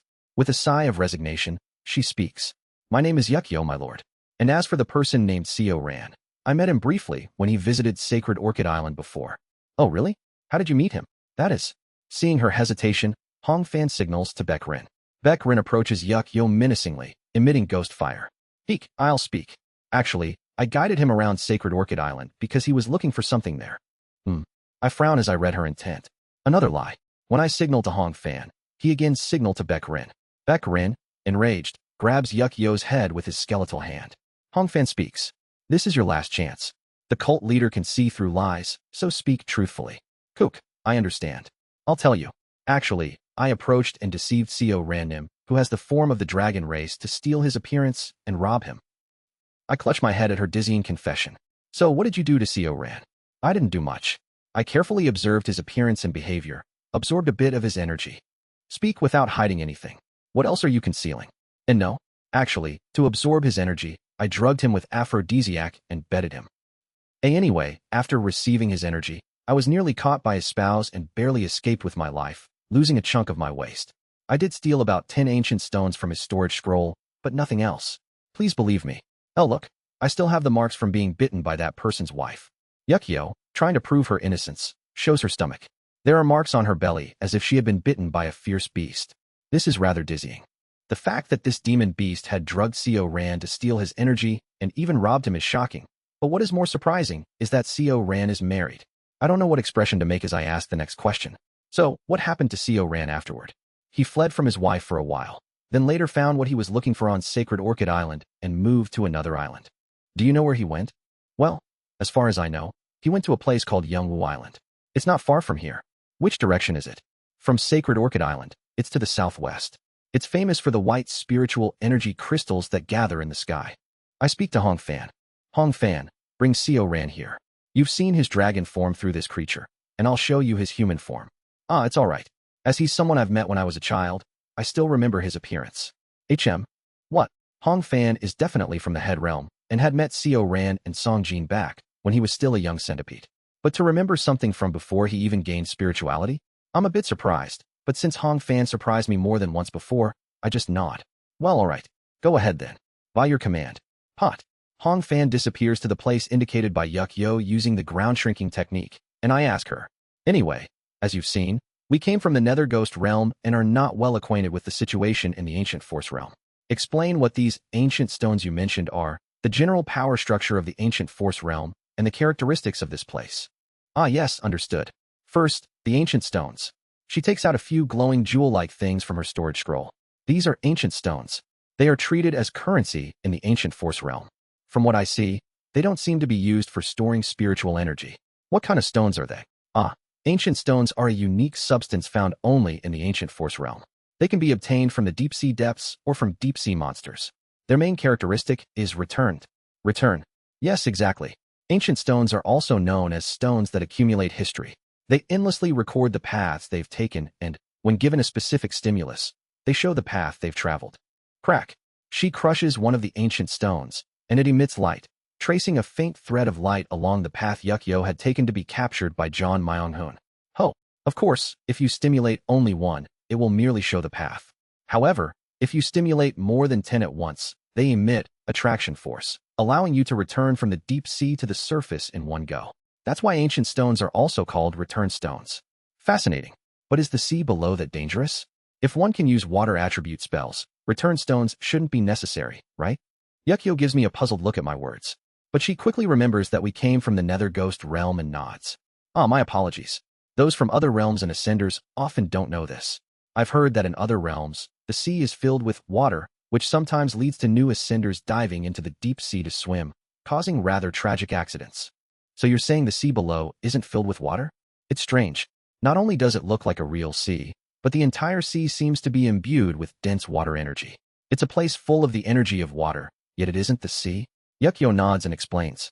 Yes, what exists below looks very similar to water, but isn't actually water. It's a dimensioned. What? I ask in surprise, and Yuk Yo continues calmly. The deep sea of the Ancient Force realm is a place formed by the overlapping of countless dimensions. The density of dimensions is so high that they pool together, appearing similar to water, but they are fundamentally different. Once you enter below, space twists instantly, making it impossible to know where you are. The deep sea is filled with all kinds of precious treasures from various dimensions, but it also has that many monstrous creatures like deep-sea monsters. Furthermore, a single misstep can send you falling into some deep, unknown dimension. That's why return stones are absolutely necessary to come back when entering the deep sea. Huh. Feeling so curious with fascination, I look down at the sea below. As I stare at the sea for a while, I suddenly notice something shining like a star beneath the surface. Ah, I see. It isn't just like a star, it is a real star. Beneath this sea, I can see the sky pooled together. But the night sky I see is quickly covered by waves and soon blurs into other shimmering shapes. Why exactly does such a thing exist in the Ancient Force realm? I'm not exactly sure, but according to legends, it is said to be remnants of destroyed worlds. Remnants of destroyed worlds? Yes, it is said to be ancient worlds that no longer exists. The dimensions reflected in the deep sea are from worlds that perished long ago, and the deep sea of the Ancient Force realm was formed by absorbing pieces of these destroyed worlds. Hearing that, I feel like I am beginning to understand the conditions for ascending to the Ancient Force realm. Did you say there are ascenders in the Ancient Force realm as well? Yes, indeed. Do you know the conditions for ascending to the Ancient Force realm? Yes, I have a rough idea. Feeling like I am starting to understand why we ended up in the Ancient Force realm, I ask her to confirm my suspicion. Is one of the conditions for ascending perhaps possessing a destroyed world strength or artifact? Ah, yes, that's right. That's what I've heard. Having heard the formula from the owner of Salt Mountain and using the Great Mountain Splitting Emperor technique, I can understand it clearly. The owner of Salt Mountain is a deceased entity, and true immortals are beings so vast, they can be considered entire worlds themselves. That means the remnants of destroyed worlds are traces of deceased true immortals, or something equivalent to that. That must be it. I look at the sea below with a grim expression. I thought the Nether Ghost realm where dozens of entering nirvana true persons are observing, is the most eerie and chilling place, but it seems I am mistaken. The ancient force realm, where the corpses of true immortals are piled up like the sea, is even more horrifying. Perhaps aware of my discomfort, she continues her explanation with shaking eyes. Anyway, next is the basic territory of the ancient force realm. The ancient force realm is divided into 3 main regions. First, there's the water flow region where we are currently located. For now, visitors from other worlds often make this mistake, but please, look up at the sky first. At her words, I look up at the sky. Unlike the Nether Ghost realm, it's a blue sky. Although different from the Nether Ghost realm and the true Devil realm, which lacks suns, the ancient force realm has something similar. It's the long ring surrounding the sky. But as I am gazing at the sky, I am startled. Celestial energy cannot be read. As I am taken aback, she explains. First of all, the skies of other worlds are said to be an endless void. I don't know what that feels like, but in the ancient force realm, there is an official name for the sky. It is called the dome sky, Chungtsong. And the dome sky is not an empty void, but another deep sea. If you keep going up into the sky, you will reach the dome sky and fall into the deep sea. So you're saying? I immediately understand what she means. The sky and the ground are both seas. How can such a structure exist? It's simple. This world, as in the space we are breathing in, is a kind of air bubble in the water, right? That is exactly right. Indeed, this world is a kind of air bubble. An air bubble inside a vast sea. Inside it, the living creatures of the ancient force realm live their lives. To continue explaining about the water flow region, one of these air bubbles is called a sea domain. And the ancient force realm is composed of countless such sea domains gathered together. The water flow region refers to the sea domains on the outskirts of the entire ancient force realm. She continues her explanation. And, as you move towards the center, the size of the sea domains, that is, the air bubbles, increases. Among them, the very center has the largest sea domain. Think of it as a very large air bubble in the center of smaller air bubbles. This large air bubble is called the Tao departure region. I pause because the name sounds familiar. Water flow, Tao departure. Then the next region must be. Is the next region called the care region? No. There is no such region called the care region, ahem. Anyway, the Tao departure region is the largest sea domain, and it has its own attraction force, pulling smaller sea domains towards it and preventing them from scattering into the deep sea. And the final region is the Xieji worship region. The Xieji worship region is a vast continent located at the center of the Tao departure region. In fact, the sea domains in the ancient force realm only have islands, so the Xieji worship region is the only continent. Anyway, the Xieji worship region is where the sacred master He Lin of the ancient force realm resides, overseeing the entire realm. If the Tao departure region is considered the capital, the Xieji worship region is particularly revered as the land visited during important events such as the heavenly tribulation. I'm lost in thought. Although there's no care region, the names water flow, Tao departure, and Xieji worship are familiar. The storage scroll of lofty dragon true person. Their storage scroll definitely has the water flow layer, Tao departure layer, care layer, and the Xieji worship layer. And in their storage scroll, the care layer is essentially a middle zone created between the Tao departure layer and Xieshi worship layer. So the real floors are the water flow layer, Tao departure layer, and Xieshi worship layer.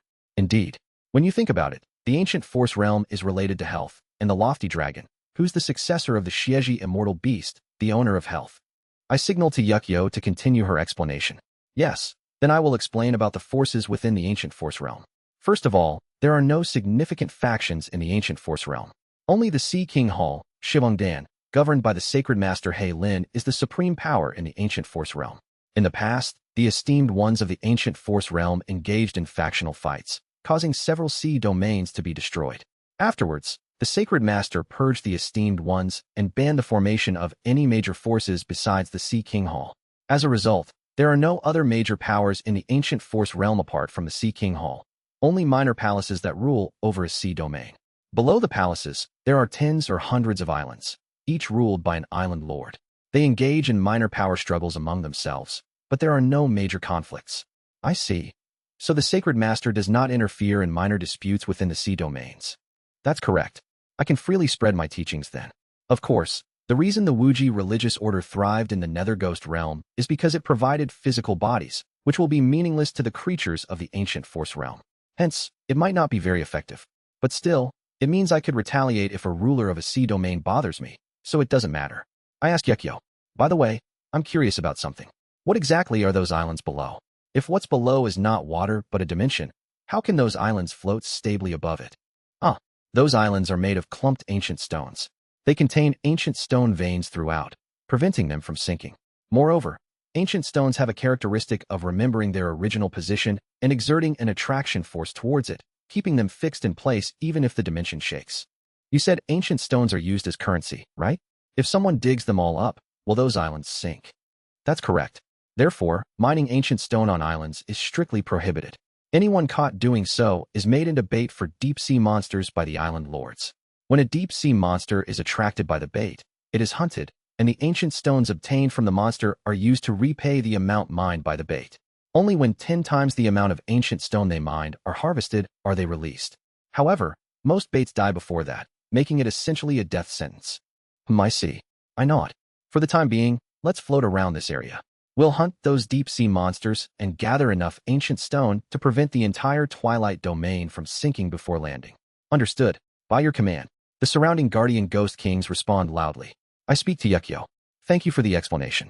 Since you've provided useful information regardless of what happened, we'll treat you as an honored guest.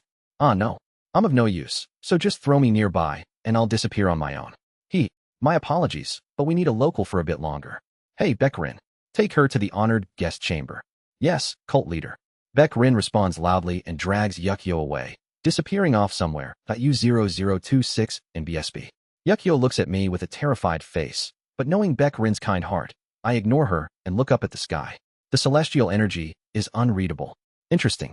A world without a sky. In such a world, it will be extremely difficult for the Heaven tribe to survive. Of course, as starlight is still visible from those dimensional fragments, the 7 stars ritual might still be possible. However, with celestial energy being unreadable, they will be overwhelmingly disadvantaged in information warfare. A world full of the Earth tribe. It's an interesting place. And right then, a familiar shadow flies from afar. A pitch-black demon centipede cleaves through the sky, heading this way. Kawung. Hong Fan lands in front of me. I've returned, master. You've done well, and I look at the 2 figures sitting on top of Hong Fan's head. It's been a while, friend. A half-human, half-dragon clad in black clothes. It's Seo Ran, main base of the Buk Hyang fleet. An old ghost who had been lying down just moments ago is now nervously biting his fingers and frantically pacing around the room. Damn it. My disciple is in the Waijiangxi domain, and now you tell me beings from another world have invaded the Waijiangxi domain? I don't know if it's a deep-sea monster or a vestige from the interdimensional void, but if the impact can be felt from the neighboring sea domains, it must be an incredibly formidable entity. My disciple must be kept safe. Do we have any remaining thousandly eyes? Looking at the old ghost, a woman in white clutches a heated jade Naraigi. She takes out a storage scroll and rummages through it. It seems we used up all the thousandly eyes when we occupied this sea domain. There are none left. Kook, didn't you say you were making some kind of tracking device before? Yes. But Elder Song asked why I am making such things when we have the thousandly eyes and told me to not make them. The woman in white looks at the old ghost with a slightly pouting expression, and the old ghost, flustered, responds to her. I'm sorry. Everything has its use, so you really didn't develop it? I do have a prototype. However, since development was halted midway, it's not as effective as the thousandly eye and can only roughly estimate Seo Ran's position. The woman in white pulls out a small crystal-like object from her storage scroll. When she breathes spiritual energy into the crystal, it shines, projecting a map of the sea domain. A large pitch-black sphere emerges above the map. It's the situation in the Waijiangxi domain. Something ominous has appeared above the sea domain and given its size. If it's a living being, it will at least be at the grand perfection integration level. It could even be more than that. And my disciple? Where is my disciple? You gave Seo Ran ghosts, right? Do you have any ghosts with similar energy to those you gave Seo Ran? We need a specific energy to locate it. Here, this is a ghost paired with the one my disciple has. It's a bit old, but the old ghost takes out a rusty, worn-out bell from his pocket. The fundamental energy is definitely the same. Yes, that will be enough. The woman in white receives the bell from the ghost and holds it close to the map projected by the crystal. The map reacts, creating a single red dot. The old ghost's eyes widen. The red dot on the map is located at the center of the large black sphere projected on the map. He clutches his head and screams. Immediately. Deploy the Buk Hyang fleet immediately. We must head to the Waijiangxi domain. My disciple is inside the belly of that otherworldly evil being. Chapter 358. Is it not a joy to have friends come from afar? 2. Join the Discord for chapter updates and important news. Chapter 358. Is it not a joy to have friends come from afar? 2. Thud. Co Ran leaps down from above Hong Fan's head. His face is a mixture of joy and astonishment. No, senior. What is this? Are you really the same senior from 300 years ago? Haha, yes. Some minor things have been added, but there hasn't been much change, has there? Ah, well, let's just say so. Haha, it's truly astonishing, senior. The last time I saw you, you were at the nascent soul stage, but now you're already in the late 4-axis stage. Indeed, senior is a genius like no other. Haha. Co Ran burst into admiration as if assessing my cultivation. Well, considering that I appear to have progressed from the nascent soul stage to the late 4-axis stage in 300 years, it's indeed an enormous growth. Of course, there were far more events involved in my cultivation progress than it appears on the surface. Well, let's leave it at that. Anyway, it's been a while since we met. Let's go inside and talk instead of standing outside. I stand up and intend to guide Co Ran inside the Wuji religious hall. Oh, I almost forgot, there's one more person. I look at another figure who has returned with Hong Fan. It's a beautiful fox-eared woman dressed in a pure white robe with long white hair flowing down. Is she your wife? As soon as I see her, I can recognize who she is. It's been a really long time for her as well. Indeed, her identity is that fox who had chewed my arm like a snack when I fell to Ascension Path during my early cycles. Of course, after reaching Entering Heavens, she was always beaten up by me. I don't know her name, and honestly, I don't even care about her gender, but it seems she was female. She descends from Hong Fan's head, gracefully holding the bottom of her robe, and bows to me. Hello, senior. It has been a long time. I am Ho Shivu, the beloved of older brother Co, and my art name, Ha, is G-I-E. TL/N. Older brother is Gaga, in the Ross. It's basically what a younger woman would use to address her older beloved. Gi means the board game Go, and Kim Young-hoon used to call the fox Baduk, which is the board game Go in Korean. Editor. Also, amusingly, her name, Ho, literally means start/beginning fox. Ho, impressive. I exclaim, gauging the cultivation level of the fox, now named Ho. Grand perfection heavenly being. She might step into the 4-axis stage soon. Thinking about it, she's the fox who reached the core formation stage by merely absorbing heaven and earth spiritual energy on Ascension Path. It seems her inherent talent is truly extraordinary. Co Ran is now on the verge of crossing from the grand perfection nascent soul stage to the heavenly being stage. He must be under her thumb a lot. Regardless of what happened with Co Ran and the fox, though there were some unfortunate incidents in the past, looking back now, they are both those I consider good friends. You come in too. Since it's been a while since we've met, let's hear how you've been. Haha, tell me how you two got married. Thank you for your consideration, senior. Hoo-hoo, but this girl has yet to marry older brother Co. We are just getting to know each other. Ho blushes and seems shy, and I laugh heartily. They seem to be in the early stages of their relationship, still embarrassed around each other. Sorry about that. You two looked so much like a newlywed couple that I didn't realize. However, during the conversation, I'm startled as I notice Co Ran's face growing increasingly pale. What's this? His intent is filled with terror, shock, and confusion. And right then, Ho suddenly sniffs the air. In the next moment, her face contorts like a malicious, evil spirit. Senior, please pardon my rudeness, but did a koi with a changing face sneak into your territory? Ah, you mean Yukyo? I found it interesting since she had Co Ran's face, so I brought her over. I used her to gather information about the ancient force realm, and now she's temporarily kept in the guest chambers of that building. I see. She still has older brother Co's face. That mongrel dares. Crack. Ho grinds her teeth, and, exuding killing intent, flips in the air. Chururu. In an instant, Ho transforms into a fox with 5 tails and rushes towards the building I pointed at. She grew 2 more tails. I watch in fascination and, at the same time, speak to Hong Fan since Yukyo is still my guest. Go and calm her down a bit. Yes. Hot. Hong Fan transforms into his human form, quickly splitting the space and heading to the guest room. I pat Co Ran's shoulder and guide him inside the Wuji religious hall. Haha. Come to think of it, you didn't look very happy when I mentioned your marriage earlier. What's the matter? You seem to be quite under her thumb. As I say this, Co Ran looks around. A loud commotion is unfolding from inside the building Ho has rushed into. Co Ran, having entered the Wuji religious hall, is now inside the hall's protective barrier. Does this barrier have soundproofing as well? Yes, it does have a soundproofing function. Ying. When I snap my fingers, the formation activates, blocking the sound from inside and outside. Do you have something you want to say? I ask curiously, and Co Ran, pale-faced, grabs my arm as if clinging for his life. Senior, please save me. I can't live like this. My master, who is of lower cultivation than that fox demon and is very open-minded, doesn't seem to understand me. Even when I asked Lady Book to intervene, she only told me to have a beautiful love, which isn't helpful at all. I absolutely can't endure this. Even though it's said that different species of the Earth tribe can have children after the transformation stage, I really think this too much. Senior, please separate Shirho away from me. His face is pale with fear. His intent is filled with terror and astonishment. No, wait, this is... Within Co Ran's terrified intent, I realize what he is scared of. Amidst his fear, he's afraid of something changing within himself. Co Ran feels that something is changing within him as he interacts with Shirho, and that is what he fears most. I ask seriously, Co Ran, what's the matter? Does Shirho torture you every night? Or does she drain your essence for her cultivation with something like the star-absorbing great technique? TL/N. Star-absorbing great technique is a reference to Jin Yong's novel The Smiling, Proud Wanderer, where it's one of the iconic techniques of the main character Ling Huchong. No, Shirho is always good to me. Shirho never uses any techniques like the star-absorbing great technique. In fact, Shirho's cultivation was even delayed to find spiritual elixirs that would aid mine. As a companion, Shirho is ideal. Then what's the problem? I heard from the Koi demon who deceived you that the Koi demon drugged you and did something. Perhaps, did Shirho get extremely jealous thinking you cheated because of that?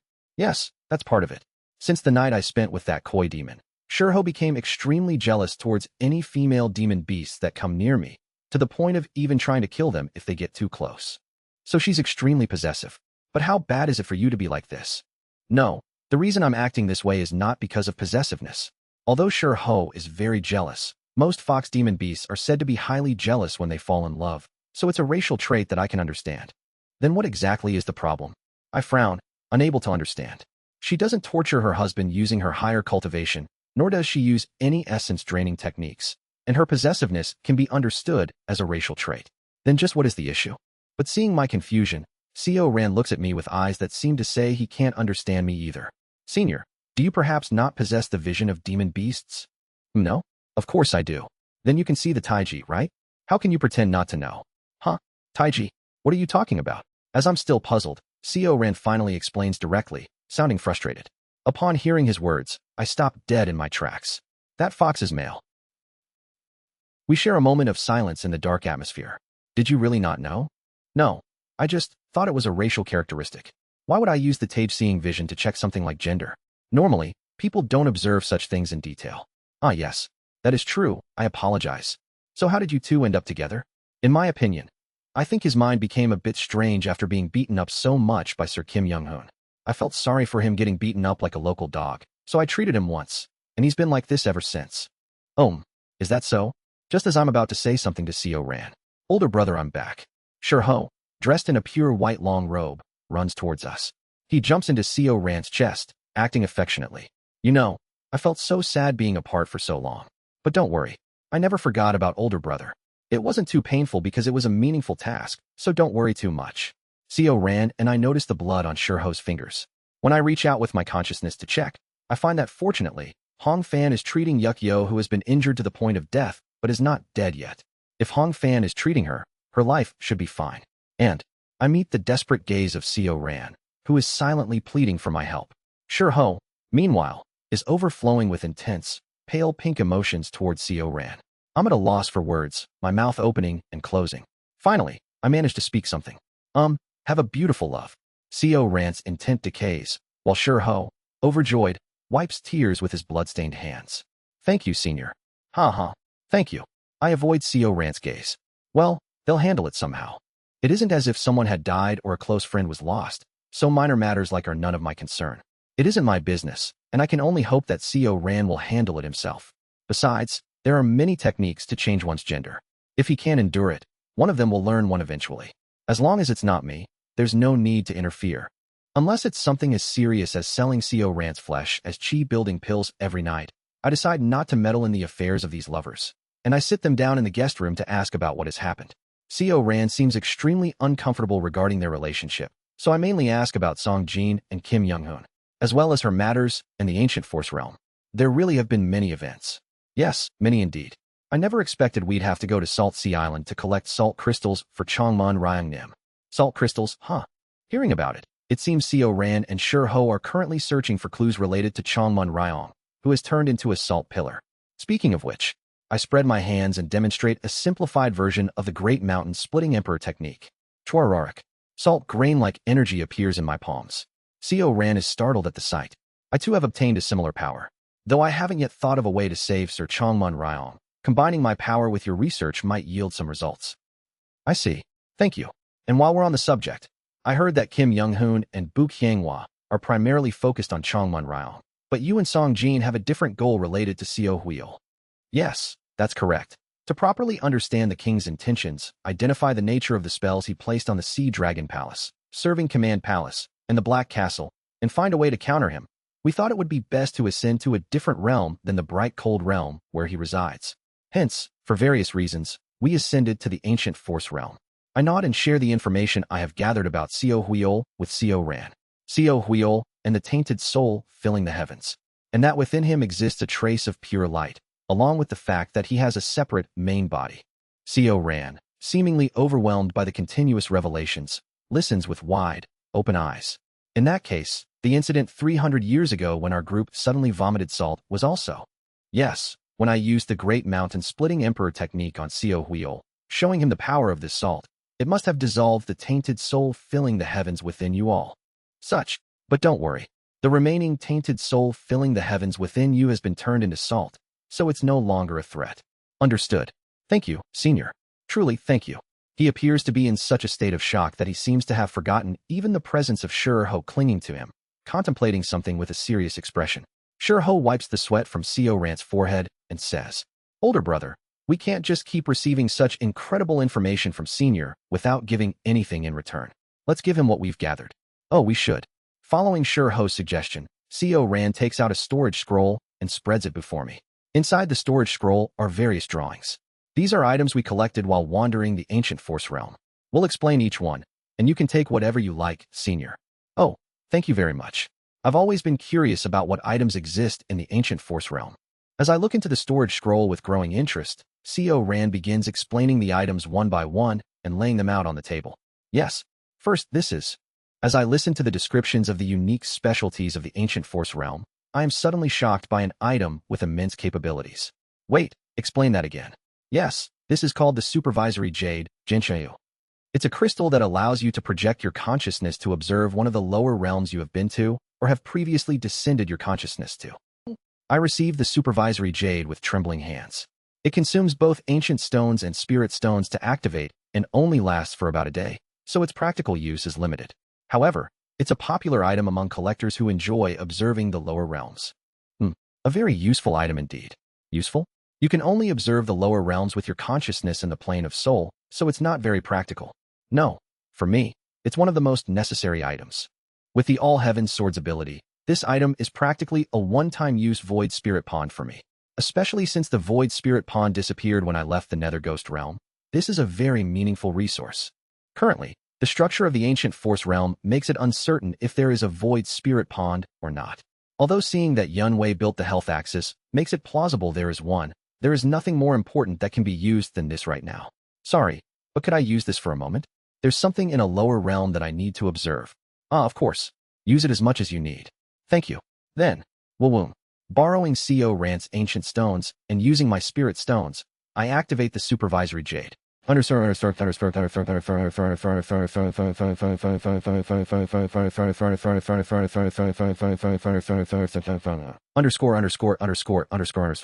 Hamjin chews on his lip. Oh, is it this boy? Remarkable, a demigod disciple. Your luck with disciples blossomed. Ha! Hamjin awkwardly smiles at the praise from the three old monsters before him. Before him stand the three sage gods of Yua. Heavenly God Blissful Sage. Fire God Merchant Wayil. Devil God Black Tomb, Old Devil. Each one of them is a top expert in the core formation stage. Sir Fighting Ghost, Sir Infinite Fighting Ghost. He repeatedly calls out to Infinite Fighting Ghost, the subordinate of the Wuji Ghost King, but receives no response. Since Infinite Fighting Ghost disappeared like the wind, he no longer answers Hamjin's calls. What happened to Sir Infinite Fighting Ghost? Just what is going on? Damn it, why today of all days? He bites his lip tightly. To inherit everything from Black Tomb at such a young age, you're really fortunate. For even the disciple to have such exceptional talent, I'm so envious I could die, Black Tomb. Heavenly God Blissful Sage and Fire God Merchant Wayil look at Black Tomb Old Devil with eyes filled with jealousy. Black Tomb Old Devil chuckles and replies, "Enough. Hamjin is mine. We agreed on this from the beginning, so don't covet him." Hamjin feels chills run down his spine at those words. Haha. Well, we've seen his face and rested enough. When will the ceremony start? Amidst their noisy chatter, they asked Black Tomb Old Devil with serious expressions. Black Tomb Old Devil nods solemnly with a serious face and speaks. "We can start immediately. Then let's begin right away. What are we waiting for? Haha. I was just concerned that you weren't ready. Let's go." At those words, the Heavenly God and Fire God stand up, and Black Tomb Old Devil signals Hamjin from behind with a look. A signal to rise. Damn, I was planning to follow from behind and look for a chance to escape. It seems that will be difficult as well. Hamjin grits his teeth and squeezes between the sage gods as they head out of the cave residence. Split Turtle Valley was originally a massive round black mountain that had been split in half. However, being split in half doesn't mean it's perfectly divided into two. If seen from above, the split is slightly skewed to the left, and the place Hamjin and the old monsters are headed to is presumed to be the center of the round black mountain before Split Turtle Valley was formed. Is this the place, Black Tomb? That's right, Blissful. That's the spot. Black Tomb Old Devil takes out a small black awl from his bosom. His gaze turns to Hamjin. "Watch carefully, disciple. This is my natal Dharma treasure and the artifact you will inherit, the Black Tomb seal." Surung. Hamjin flinches in surprise at the sight. It's an awl that emits an overwhelming energy. "Now then, I will show you the power of the Black Tomb seal. Let's begin." "All right. Understood." Black Tomb Old Devil throws the awl into the air. The Black Tomb seal hovers midair before lodging itself slightly into the center of the Black Mountain. "Everyone take it out." At Black Tomb Old Devil's words, Heavenly God Blissful Sage pulls out something like a massive crushing metal head from his mouth. The head, radiating a white sacred light, exudes such a terrifying coldness that just looking at it makes one shiver. Next, Fire God Merchant Wayol takes out the spine of a demon beast, wrapped in fiery red flames, from his storage scroll. This is the spine of a nascent soul stage true god-level demon beast. I happened to find it by chance in a cave residence within a volcano across the deep sea. Oh, how astonishing. The spine of a true god-level demon beast. If refined into a Dharma treasure, who knows what might come out. Though greed flashes in the eyes of Black Tomb Old Devil and Blissful Sage, they suppress themselves, and each form hand seals. Woo-woo-woo.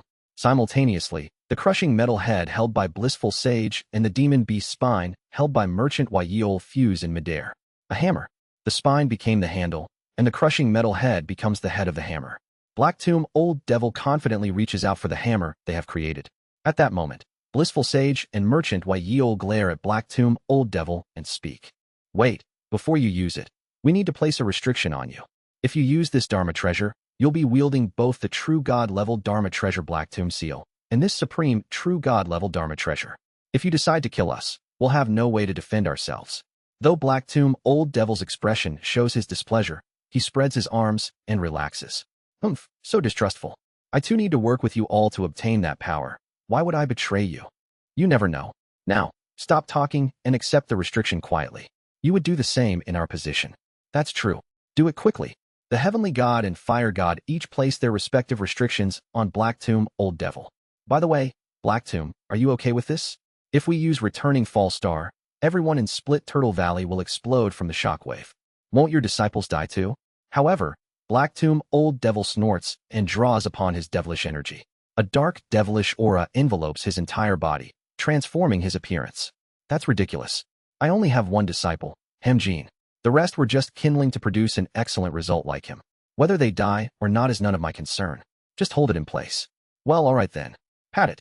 Heavenly God and Flame God each exude their energy, firmly fixing the Black Tomb seal in place. Chi 3. In the hands of Black Tomb Old Devil, now in the form of a devil, holds a hammer. The returning falling star begins absorbing the devilish energy. Soon, the returning falling star turns pitch black, and Black Tomb Old Devil soars into the sky holding it. Now then, I will pave the way. Hamjin, protect yourself. Yes. Hamjin draws upon the Silica Earth Great Wall secrets to protect his body. At the same time, he manipulates the dragon veins he has intertwined over the years. I can't let my fellow disciples die. Following Hamjin's will, the dragon veins of Split Turtle Valley move, wrapping around his fellow disciples. Here I go. Kugagugagu. Black Tomb Old Devil descends from the sky. Hamjin tightly shuts his eyes. The moment is near. According to Black Tomb Old Devil's journal that he had secretly read, Black Tomb Old Devil intends to seize Hamjin's body at this spot. Is it really the end now? And then, Black Tomb Old Devil's spell activates. Flash. His body burns with devilish fire, shining brilliantly, and the returning falling star begins to glow with starlight. Offering Sparrow Seal, Feng Ying. Release, Kai.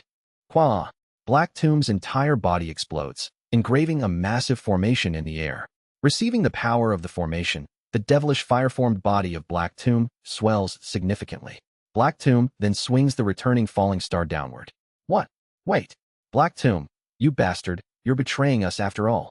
The returning falling star, which was originally supposed to strike the Black Tomb seal, grows massively just before impact, encompassing both the heavenly god and the fire god who are holding the Black Tomb seal in place with their energy. Quong. A tremendous explosion echoes.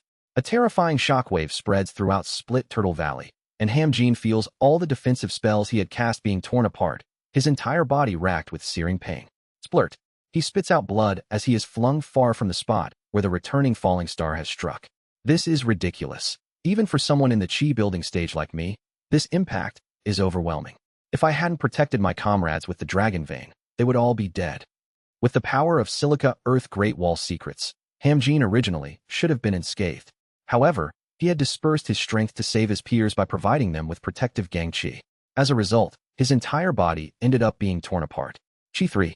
Fortunately, the regenerative abilities of someone in the chi building stage allows Hamjin to quickly heal as he stares into the dust cloud.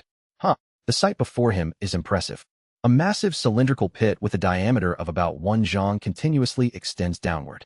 And, Black Tomb, you dog-like bastard. KRRK Kaha. The two sage gods appear battered and bruised. They seem to have used some life-saving spells to survive.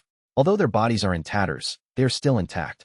And between them, a small golden core, covered in black devilish fire floats in midair, bound by numerous golden chains. Hamjin almost screams with joy at the sight. The black ghost old monster. The old monster Yomgok, who had tried to seize his body, now has his soul and golden core captured by the two sage gods. Heavenly God Blissful Sage sneers. You foolish Black Tomb. Did you really think we wouldn't anticipate you betraying us at the last moment and trying to take over your disciple's body to kill us completely? The golden chains aren't just simple restraints. They are designed specifically to prevent body possession techniques. Haha.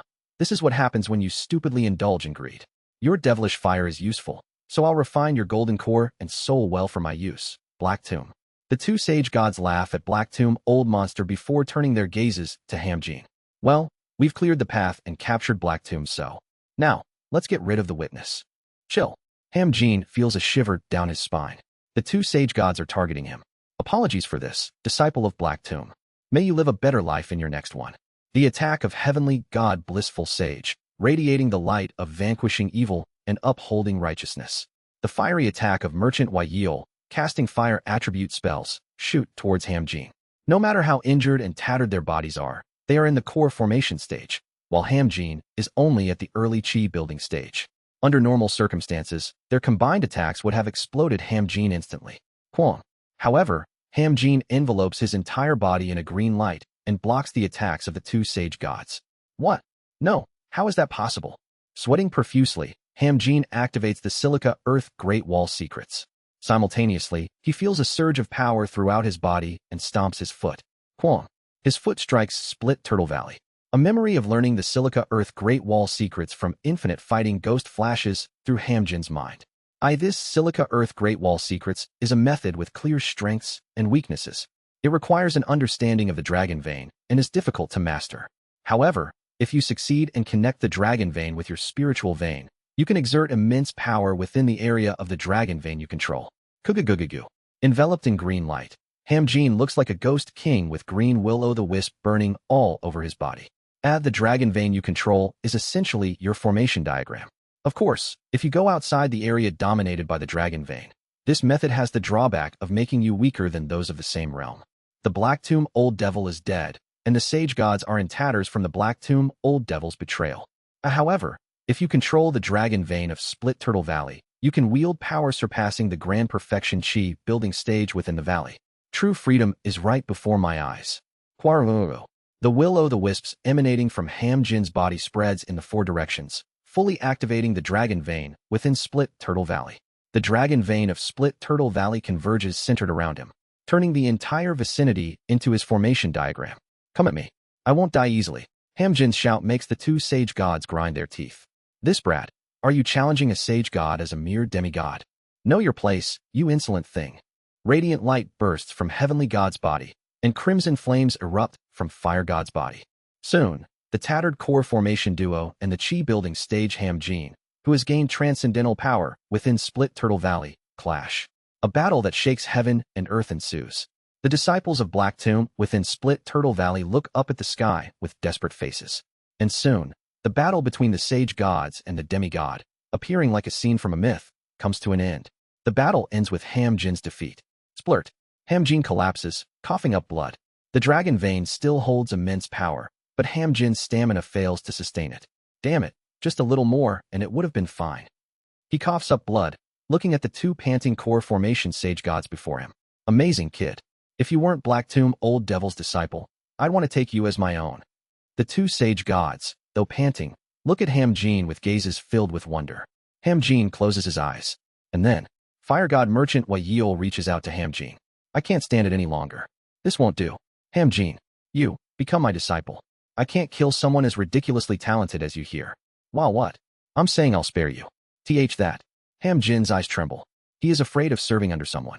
But the connection with the Wuji Ghost King is severed, and his master who seek to steal his body, Black Tomb, is dead. As a result, there's nothing more to fear. That look in his eyes, it's genuine. Maybe Fire God Merchant Wayil is really. And as Hamjin reaches out his hand towards Wayil with a dazed look in his eyes. Splat. From behind Merchant Wayil, a black devilish fire bursts forth, and a dark hand emerges from around his heart. Ah, cuckoo. That won't do. Hamjin is my disciple. The voice of Black Tomb Old Devil echoes that U0026 in BSB. Fire God Merchant Wayil turns around, bleeding, with an expression of disbelief. There stands Black Tomb Old Devil, in the form of a ghost king with his body made of black devilish fire. Sorry, but I once obtained a devilish art left by a nascent soul true god.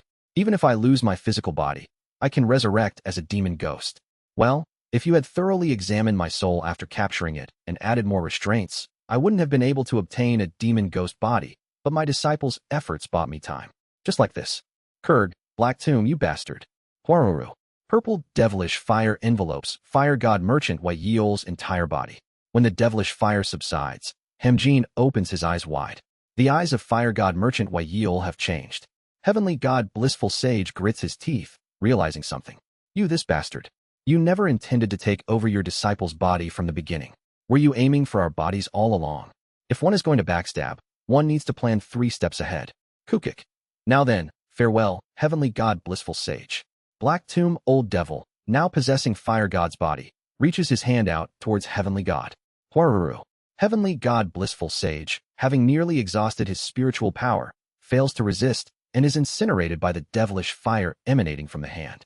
The gaze of the devil who has killed the two sage gods, Black Tomb Old Devil, turns to Hamjin. Woo-woo. His voice returns to a more human tone. How astonishing, my disciple. I didn't expect you to hide such power. Though I knew you had something, I didn't have high expectations.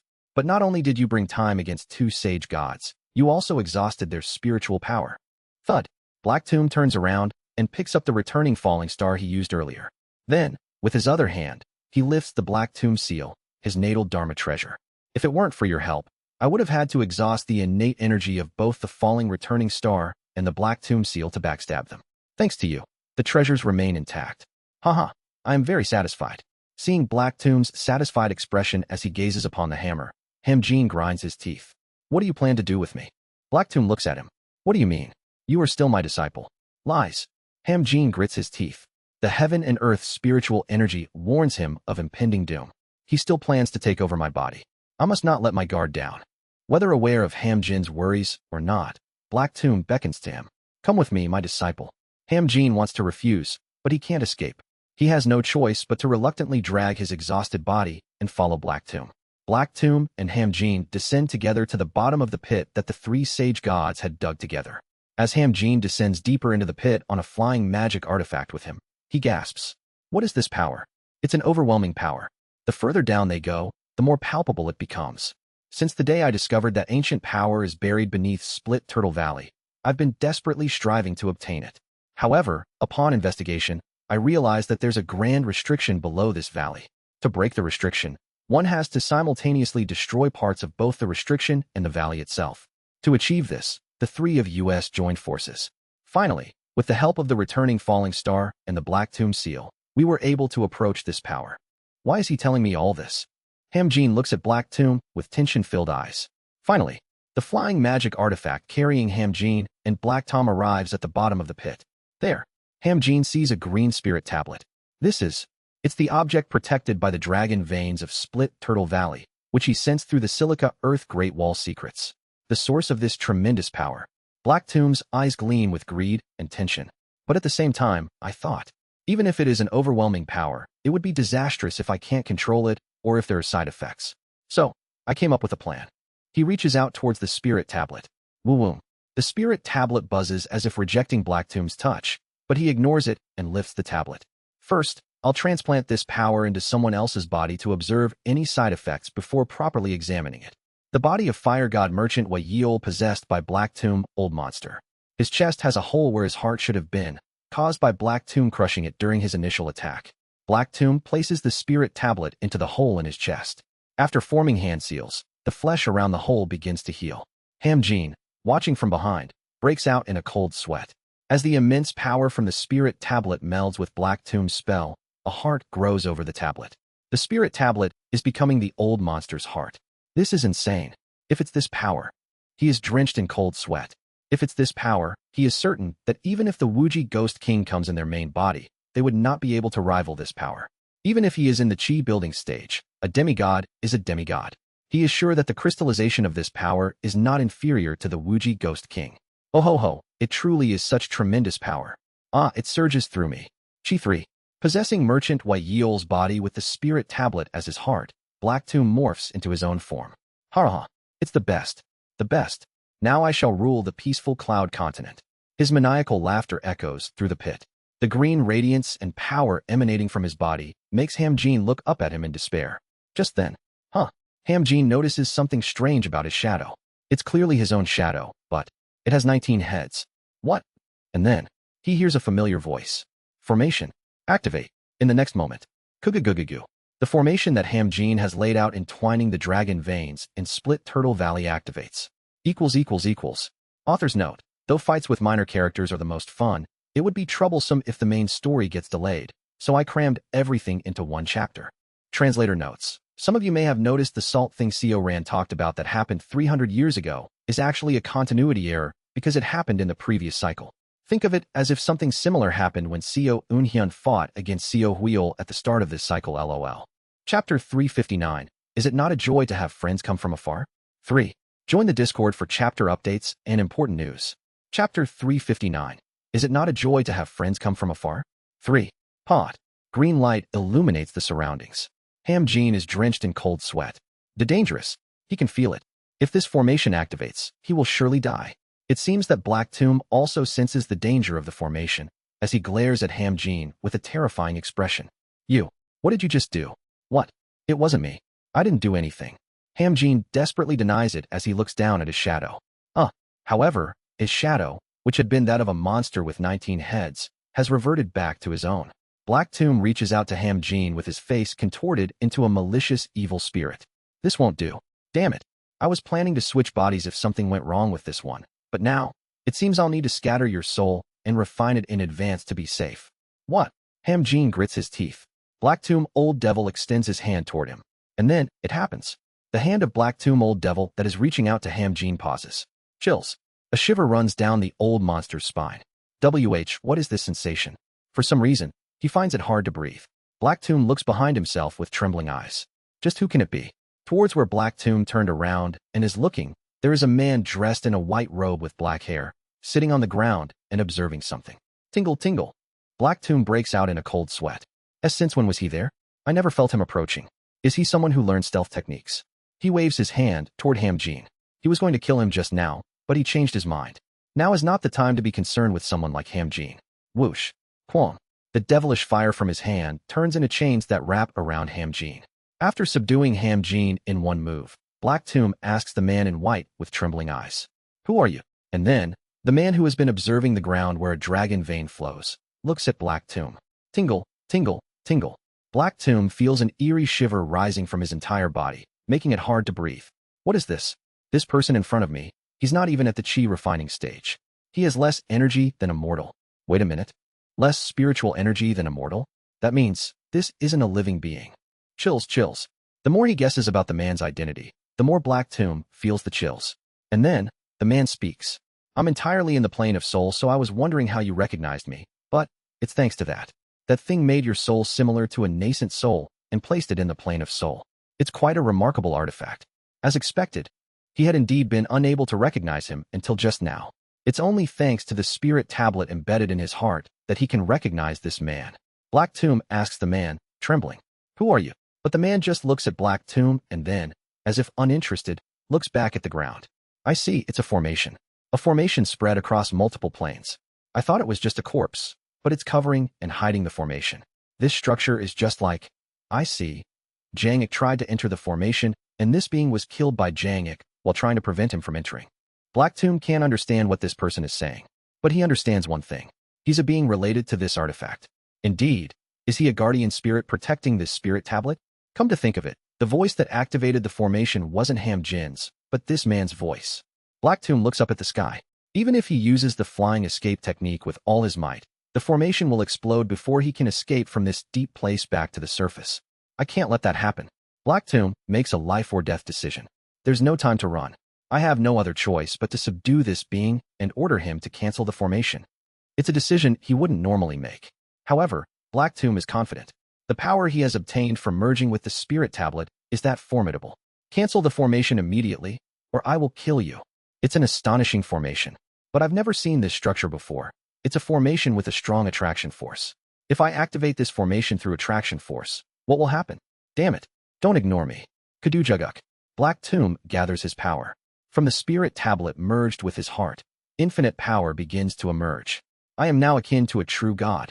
No, with this power, not even the heavenly beings stage heaven above heavens can ignore me. Huaruru. The inside of the pit seems to instantly fill with Black Tomb's devilish fire. And just as Black Tomb is about to strike the man who is ignoring him, Ying, ping, huh? Black Tomb notices a sound as if something is misaligned within his body. Ting, ting, ping. The next moment, Quang. Black Tomb's body explodes. Quaaf. From the part of his body that exploded, a vivid green light bursts forth. And no, damn it, the power of the spirit tablet is running wild. He desperately tries to control the spirit tablet, but it's unshakable. Just then, seeing this scene, the man in white's eyes light up. So that's it. I was wondering why such a random spirit tablet was floating around the formation. Turns out it's the key, huh? The man begins to approach. Black Tomb shouts, his face contorting. Don't come any closer. You monster. Who are you calling a monster? You who devours his disciples. Ha wapa. Quang. Black Tomb struggles to control the spirit tablet while simultaneously releasing endless devilish fire toward the man. But the man appears unaffected, advancing toward Black Tomb through the devilish fire. However, at that moment, Feng, a sound resonates from the spirit tablet embedded within Black Tomb's chest. Hearing that sound, the expression on the man in white changes. This is spatial divine power. This is a bit. Kaguguguk. The surroundings heat up with the green light from the dragon vein. The man clicks his tongue with a troubled expression, while Black Tomb looks at the man and the boiling dragon vein in terror. The green light covers the world. Kugagugagugu. Hamjin opens his eyes. Where is this? Kiahiak. He coughs and struggles to his feet. The surroundings are filled with dust. But after a while, the dust settles. Hamjin looks around. Split Turtle Valley. Split Turtle Valley has vanished. The surroundings are nothing but rubble, the remnants of what had been Split Turtle Valley. Hamjin, taken aback, touches his own body. How did I survive? He fails to understand. Given the explosive power of that formation, someone like Hamjin, who had exhausted all his spiritual power, should have been obliterated in an instant. Yet, he hasn't died. What has happened? While Hamjin is still confused. Thunk. A hand emerges from beneath the rubble. It's the hand of his master, Black Tomb Old Devil Yomgok. Hamjin flinches. Kiyak Kurlo. Black Tomb emerges from under the rubble, gasping for breath. And then, he and Hamjin lock eyes. Hamjin quickly contemplates. Thanks to the energy from the dragon vein, my Dantian is gradually filling with pure spiritual force. Can I kill Black Tomb now? But Hamjin sees the faint green glow emanating from Black Tomb's body and suppresses his murderous intent. No, it's still dangerous. Black Tomb still has the spirit tablet's power. If I fight him, I'll lose. Barely restraining his killing intent, he speaks. Master, let me help you. Once I've gathered a bit more power from the dragon vein, I'll strike him then. Quadaduk. Using his spell, Hamjin clears the rubble covering Black Tomb. Black Tomb takes a deep breath, vomiting blood. Black Tomb glares at Hamjin. For a moment, their gazes meet. Black Tomb, looking around as if he can't trust Hamjin, replies. This master finds it hard to fly. Lift the flying artifact, Hamjin. I have another cave residence in Black Ridge Valley next to Split Turtle Valley. If we use the flying artifact, we'll get there quickly. Take me there. I need to take an elixir and recover my strength. Twitch. Hamjin's eyes twitch at those words. Damn it, you cunning old man. He grits his teeth inwardly.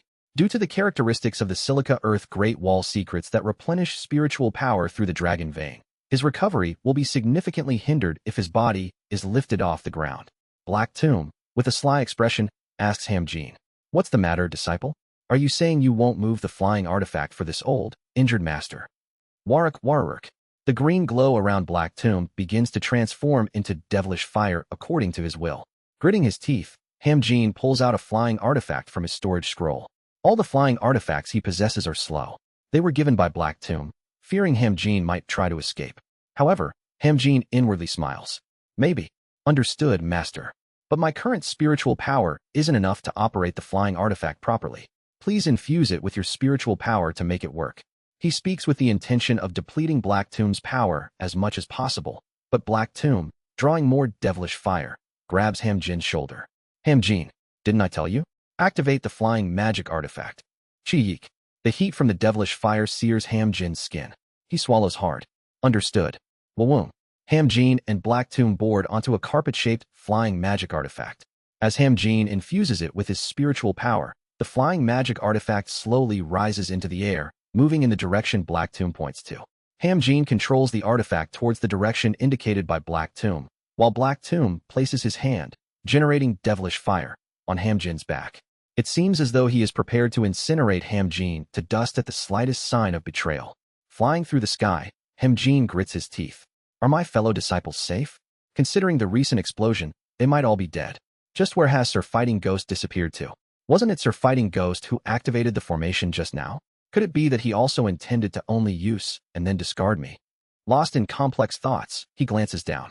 A heap of rubble that used to be Split Turtle Valley, and the flow of heaven and earth spiritual energy in Split Turtle Valley. And, suddenly, Hamjin's eyes brighten. The flow of heaven and earth spiritual energy is strange. In one corner of Split Turtle Valley, the spiritual energy is writhing wildly. Then, the piles of rubble in that place begin to tremble, and his fellow disciples emerge. What? Forgetting that Black Tomb is holding devilish fire against his back, Hamjin shouts in joy. Master, look! All the seniors and juniors are alive. Strangely, most of his seniors and juniors who are in the first or second star of chi refining are unharmed. Not even a scratch seems to be on them, as if someone had specifically protected them. At Hamjin's shout, Black Tomb looks in the direction Hamjin is pointing to. But contrary to Hamjin's overflowing joy, Black Tomb's reaction is the complete opposite. Feeling something odd, Hamjin turns to look back. Black Tomb is sweating coldly. Master, what's wrong? Wawoom. He asks while maneuvering the flying magic artifact. Kururum. It appears like dark clouds are gathering in the sky, but he pays it no mind. He is just curious about Black Tomb's demeanor. Master, there's a look of worry etched on your face. Then, with a pale white face, Black Tomb speaks. Chi-3. The sky is suddenly filled with dark clouds, and the surroundings grow dim.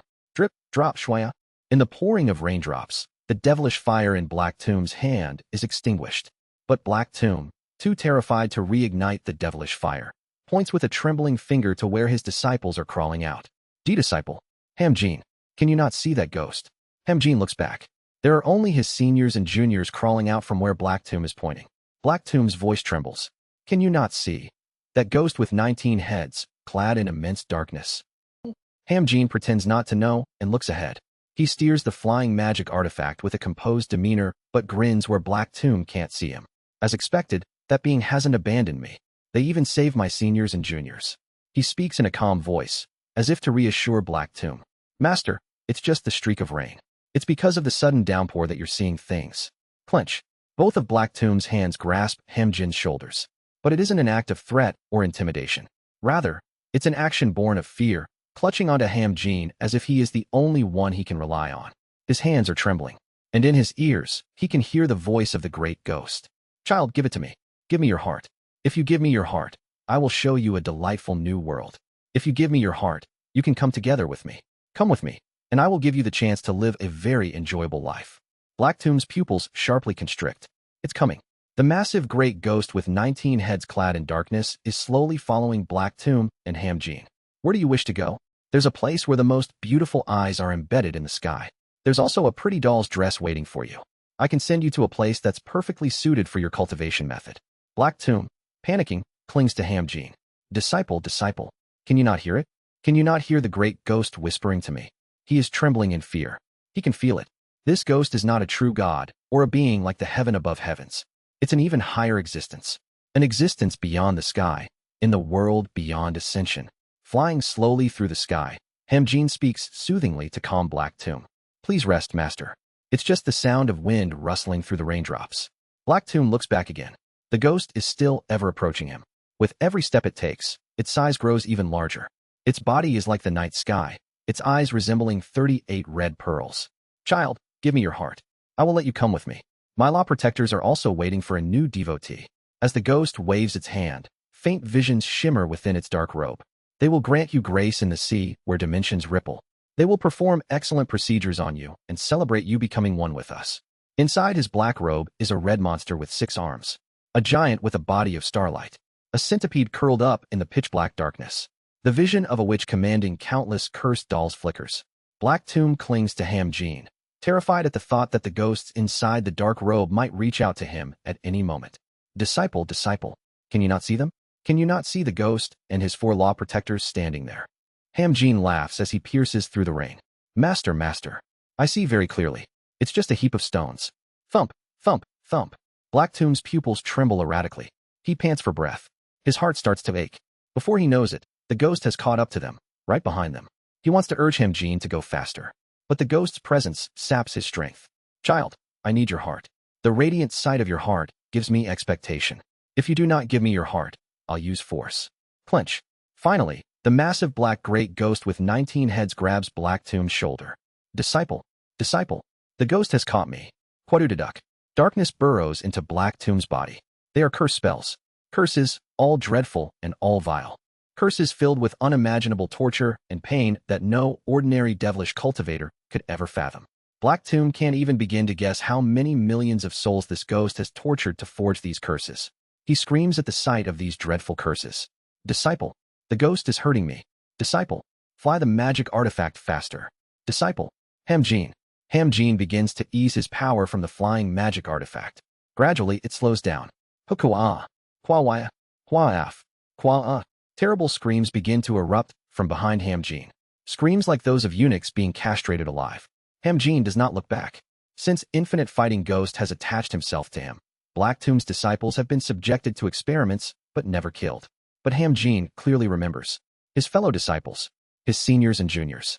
Before he connected with the Wuji Ghost King, countless of his friends had been sacrificed as experimental subjects by this vile devil. Kwa. Hamjin H. Please, I can't see anything. Please save me. Where is this? Mother. Kwa. Hukuaf. The screams are like the wails of ghosts. He brings the flying magic artifact to a halt and slowly lowers its altitude. Clench. This dog bastard. Move forward, move faster. Hurry. Black Tomb, writhing in pain, strangles Hamjin from behind. It's then that Hamjin turns around. The one called the Devil God, Black Tomb, Old Devil. Yom Gok is dying behind him, covered in intricate curse spells. Will you not move the flying magic artifact now? Please, disciple, please. Please. Is it perhaps his final burst of energy? Devilish fire flares up from Black Tomb's entire body, as if he is planning to go down together. But at that moment, Hamjin feels a writhing sensation in his lower abdomen. Wriggle, wriggle, poo-whack. The next moment, from his lower abdomen, black darkness spews out in streams, and something pitch-black emerges. Hamjin realizes what it is.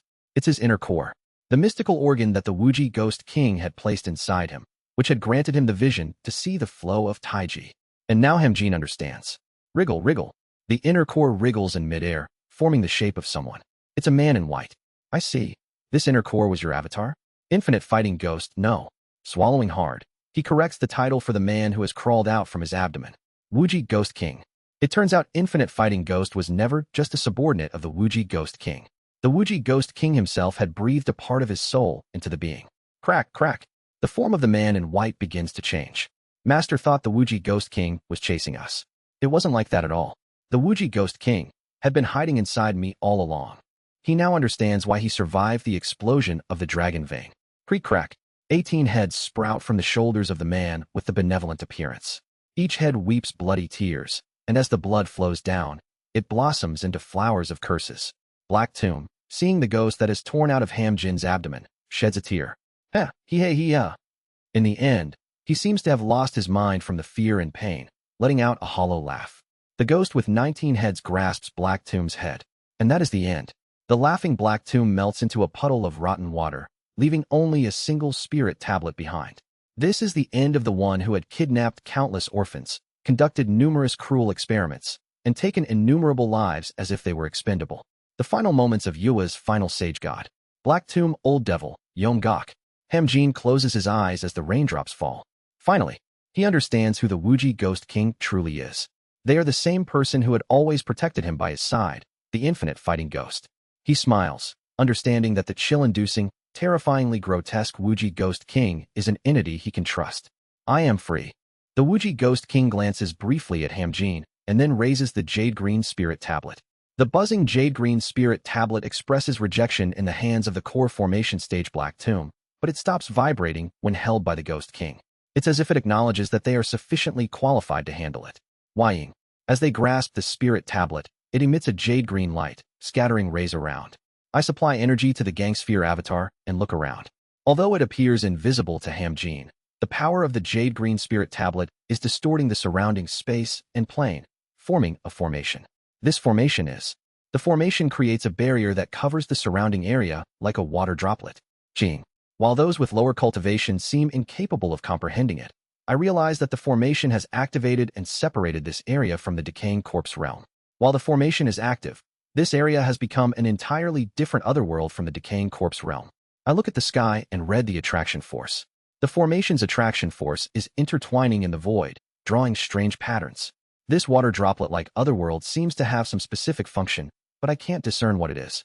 I suppose some more research is necessary. This is something that a star-shattering esteemed one had tried to protect from Jangik. Further research might yield something interesting. Ying. I disperse the attraction force applied to the spirit tablet. As the spirit tablet loses its light, the formation deactivates. Simultaneously, the otherworld that was separated from the decaying corpse realm returns to its original state. I can feel the natural flow of heaven and earth's spiritual energy harmonizing with this world once again. I nod and speak to Hamjin. The inner core I bestowed upon you was my Gangsphere clone. But now that all its power has been consumed, you will no longer be able to use the eyes that see heaven and earth's spiritual energy. Will you be all right? It's all right. Instead, I've gained something even more precious, so I'm satisfied. TS. I release my Ghost King transformation and pat Hamjin's head. Freedom is a precious thing. Due to my celestial energy guidance, it will pour heavily in this vicinity for the next 3 days. So take your fellow disciples and seek shelter elsewhere. And keep this safe. I entrust the spirit tablet to him. As I need to study this, continue summoning me. I will assist you each time. Unfortunately, I am currently observing this world through the supervisory jade rather than the void spirit pond, so I can't accept the spirit tablet myself. Instead, I will often descend to this world to study the tablet entrusted to Hamjin. I must go now. It seems more guests have arrived at my home. I begin to withdraw my consciousness, and Hamjin bows deeply to me. Thank you, Wuji Ghost King. No, pat it. Oh God. As I withdraw my consciousness, Hamjin's bowing figure is the last thing I see. Wawoom. Pasazasak. When I open my eyes, I am back in front of Seo Ran and Sure Ho. Sorry about that. It took a bit longer than expected. It's nothing. Was there something necessary to attend to in the lower realms? There was something I needed to take care of briefly. But more importantly, I'll go greet the guests and come back. Wait here for a moment. Yes, understood. Leaving Seo Ran and Sure Ho in the room, I exit the Wuji religious hall. Outside, shrimp, turtles, and seahorses from the aquatic demon race surround the Twilight Domain. Who are you people? My voice echoes throughout the entire Twilight Domain, causing them to flinch before shouting loudly. We are envoys sent on behalf of the ruler of the Weizhong Sea Domain, the governing Dragon Palace, Lord Yukrin. You beings from another dimension have committed a grave disrespect by abducting and endangering the life of our Lord's daughter. kneel and repent immediately, and release the Lord's daughter. The Lord's name is Yukren. So, does that mean the daughter's name is Yukyo? That's right. Bring the daughter out here at once. Our Lord's Dharma treasure has detected her life in danger. That profligate Koi who deceived Co ran and went around committing fraud without any protection is the Lord's daughter. How absurd. Though I find it somewhat ridiculous, I nod. After all, it's a mistake and disrespect on my part to have her torn apart by Ho despite being a guest. I apologize for that. I will provide proper compensation. She is currently undergoing treatment, so once it's done, I will immediately send her back and offer appropriate. At that moment, I sensed the shrimp demon beast sending a voice transmission to the turtle demon beast who was scolding me. The turtle demon then laughs and shouts, "There she is. Everyone attack. We must rescue Lady Yukyo and take her back." The aquatic demon beasts simultaneously launch an attack toward the honored guest room where Yukyo is staying. Quackakakabang. The honored guest room collapses, and I see the bodies of hard-working and diligent curse dolls working inside getting damaged. Yukyo, who is receiving treatment, is visibly alarmed. When she sees the aquatic demon beasts floating in the air, she panics and starts to flee in the opposite direction. "Lady Yukyo, where are you going?" Kuguguguk. As the turtle demon beast stretches its foot towards her, a powerful attraction force forms and begins pulling Yukyo. Judging by the attraction force, it seems to be at the grand perfection 4-axis stage. However, I feel great displeasure and release my own attraction force to neutralize their power. Do you wish to die? I clearly stated I would return her after treatment, yet you destroy my order's building and harm my followers. Shut up. You recklessly invaded our sea domain and threatened the virtuous residents of Sacred Orchid Island, driving them all away. How dare you act like the victim? We threatened them, drove them all away. Kuguguguk. I clench my teeth and activate my Ghost King transformation. You dare underestimate my religious order, assuming I am only at the 4-axis stage. You bastard, how dare you? Silence. Boom. Before the turtle demon can utter another word, I unleash the All-Heavens sword, blowing him up instantly. The turtle demon at the grand perfection 4-axis stage explodes and dies. The complexions of the aquatic demon beasts surrounding the Twilight domain turn pale. I was originally planning to apologize, but I have changed my mind. Have your lord come here and apologize directly for injuring the followers of my order and compensate them. If not only will Yukyo, who you claim is the Lord's daughter, never return, but neither will any of you. When I reveal my menacing aura, they finally realize they made a mistake and quickly exchange glances. Then they scatter in all directions, fleeing in haste. Without moving myself, I open my mouth. Chief Law Protector, stop fiddling with your hand and capture those impudent fools immediately. I watch with my eyes gleaming as the soul of the recently killed turtle demon traverses through the plane of soul, returning to where it came from. This turtle demon will resurrect and relay my message to their lord. Therefore, the rest of these scoundrels will serve as hostages. I extend my hand towards Yukyo, who is fleeing in earnest in the distance. Yukyo is pulled towards me, and John Myung-hoon, having received my command, soars into the sky. Kururum. Having reached the integration stage, he emits red lightning as he crosses his arms in the sky, then vanishes with a thunderous sound. He has gone to capture them. I look at Yukyo. I only intended to find Co ran through you as you had his appearance and get a local guide while at it. Yukyo looks up at me with an extremely anxious face. But it seems you are quite the precious person. Reveal your true identity. That is. Just so you know, I'm in a rather unpleasant mood since my followers were injured. If you lie, I will kill you. Hi-heek. With a face full of terror, she begins to recount her background. I am actually from the governing dragon palace that governs the Weijong Sea domain. My father is the Grand Cultivator Yukren, the ruler of governing Dragon Palace. After my father bestowed upon me the title of Princess, he arranged a political marriage and intended to sell me off to the notorious pirate captain of the fighting ghost race. So I ran away 200 years ago. While she lied persistently even under threats before, she seems to be telling the truth, terrified to the point of fainting due to my Ghost King transformation. However, I am furious and emit ghost fire from my eyes. So, being the daughter of the Lord made you so bold? You think you can hide something until the very end, believing you will never die? She seems to be telling the truth, yet I sense she is still hiding something from me. Yukyo's face turns red. It seems there is an embarrassing truth as she's so reluctant to reveal it, but I'm still furious due to my followers being injured, and I no longer have the patience to be considerate of her. Unable to withstand my aura, she gasps and confesses the truth to me. The truth is, I infiltrated the fighting ghost race pirate gang employed by the governing Dragon Palace, stole a secret art from the pirate captain, and when he found out, He angrily demanded my father to hand me over. My father was outraged, saying, "Where is there such disgrace?" and tried to marry me off. I thought it was a story of rejecting a political marriage to seek love, but now, it turns out she was the one at fault from the start. Had that turtle not attacked first, I might have just handed her over. What kind of rogue is this? I ask, feeling incredulous. What secret art did you steal? Ah, it's the dragon form disguise method you saw earlier. In my opinion, it's not my fault, but rather the pirate captain's for leaving a secret art that supposedly turns someone into a true dragon upon great completion in a place so easy to steal.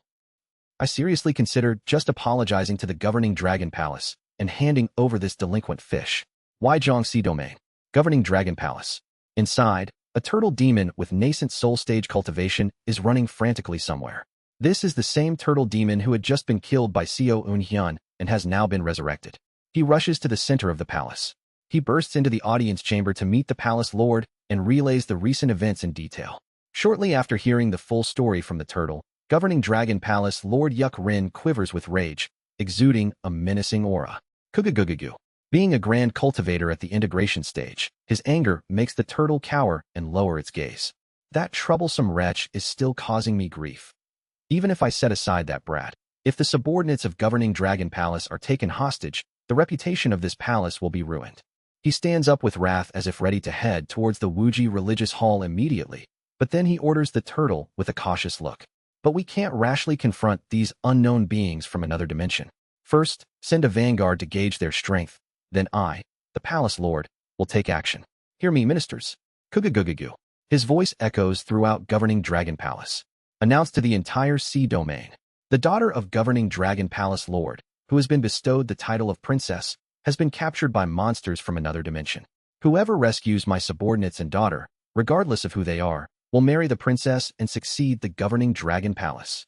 At Yuk Rin's command, the demon beasts of governing dragon palace quickly move to convey his order across the sea domain using transmission magic artifacts. And in less than half a day, numerous cultivators gather in front of governing dragon palace. Even the lowest cultivation level among them is at the heavenly being stage, and most are in the 4-axis stage, with even a grand cultivator in the early integration stage. The countless 4-axis stage cultivators looks at Yuk Rin with expectant expressions. I heard the princess of governing dragon palace is exceptionally beautiful, and they say she's so kind and innocent. The rumors about her are widespread. She's known to be virtuous and mature, so rescuing her would mean securing the best bride.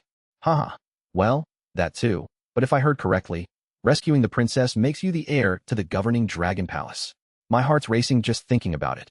Despite the various expectant voices, some remain silent. Among them is the only grand cultivator at the early integration stage present. The grand cultivator of the fighting ghost race and the infamous pirate captain across several sea domains, Jean Mayol, locks eyes with Yuk Rin in the audience chamber. Jean Mayol speaks to Yuk Rin. Lord Yuk Rin, I hope you keep your promise. His voice is small, drowned out by the noise of countless demon beasts, but Yuk Rin nods, acknowledging him. Having said his piece, Jean Mayol leaves the audience chamber without further explanation. Yuk Rin, with a sardonic smile, gives a brief explanation to the gathered 4-axis stage cultivators. Let me tell you in advance, those who rescue my subordinates, in addition to the princess, will be awarded titles of honor.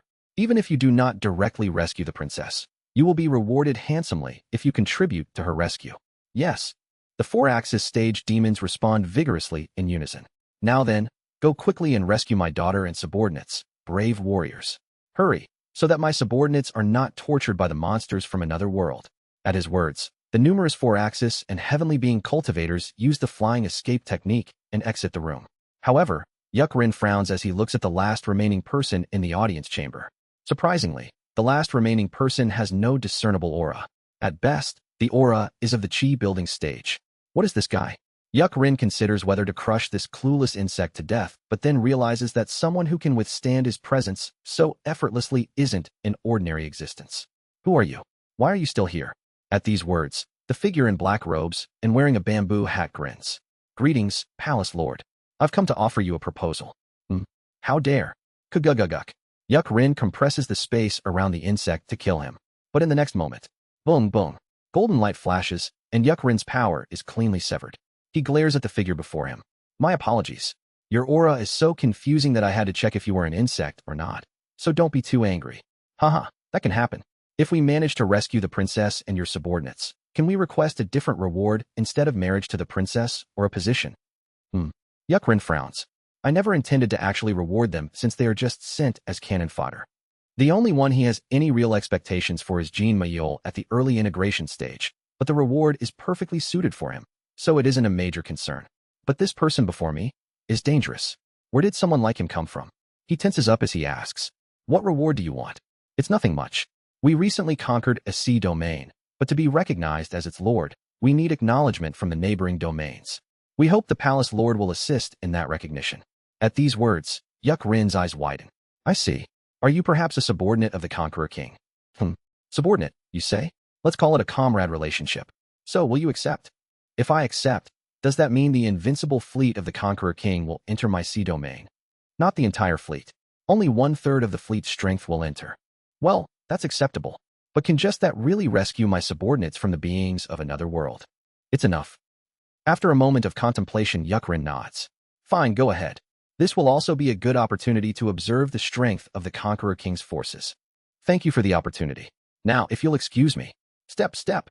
As the black-clad figure walks out of the audience chamber, Yukrin speaks. Shouldn't you hurry? If someone else rescues the princess, I won't have any reason to keep my promise to you. It's fine. The figure, with an old saber at his waist, turns back and smiles. A hint of golden radiance seems to flash in his eyes. Because I'm the one here. As he walks out of the audience chamber, he disappears as soon as Yukrin blinks. Yukrin shudders in shock, realizing he hadn't seen the moment the figure moved. Dangerous, the Conqueror King's forces are. Tack. When he snaps his fingers, the floor of the audience chamber lights up, projecting a map of the entire Weizhong Sea domain as a hologram.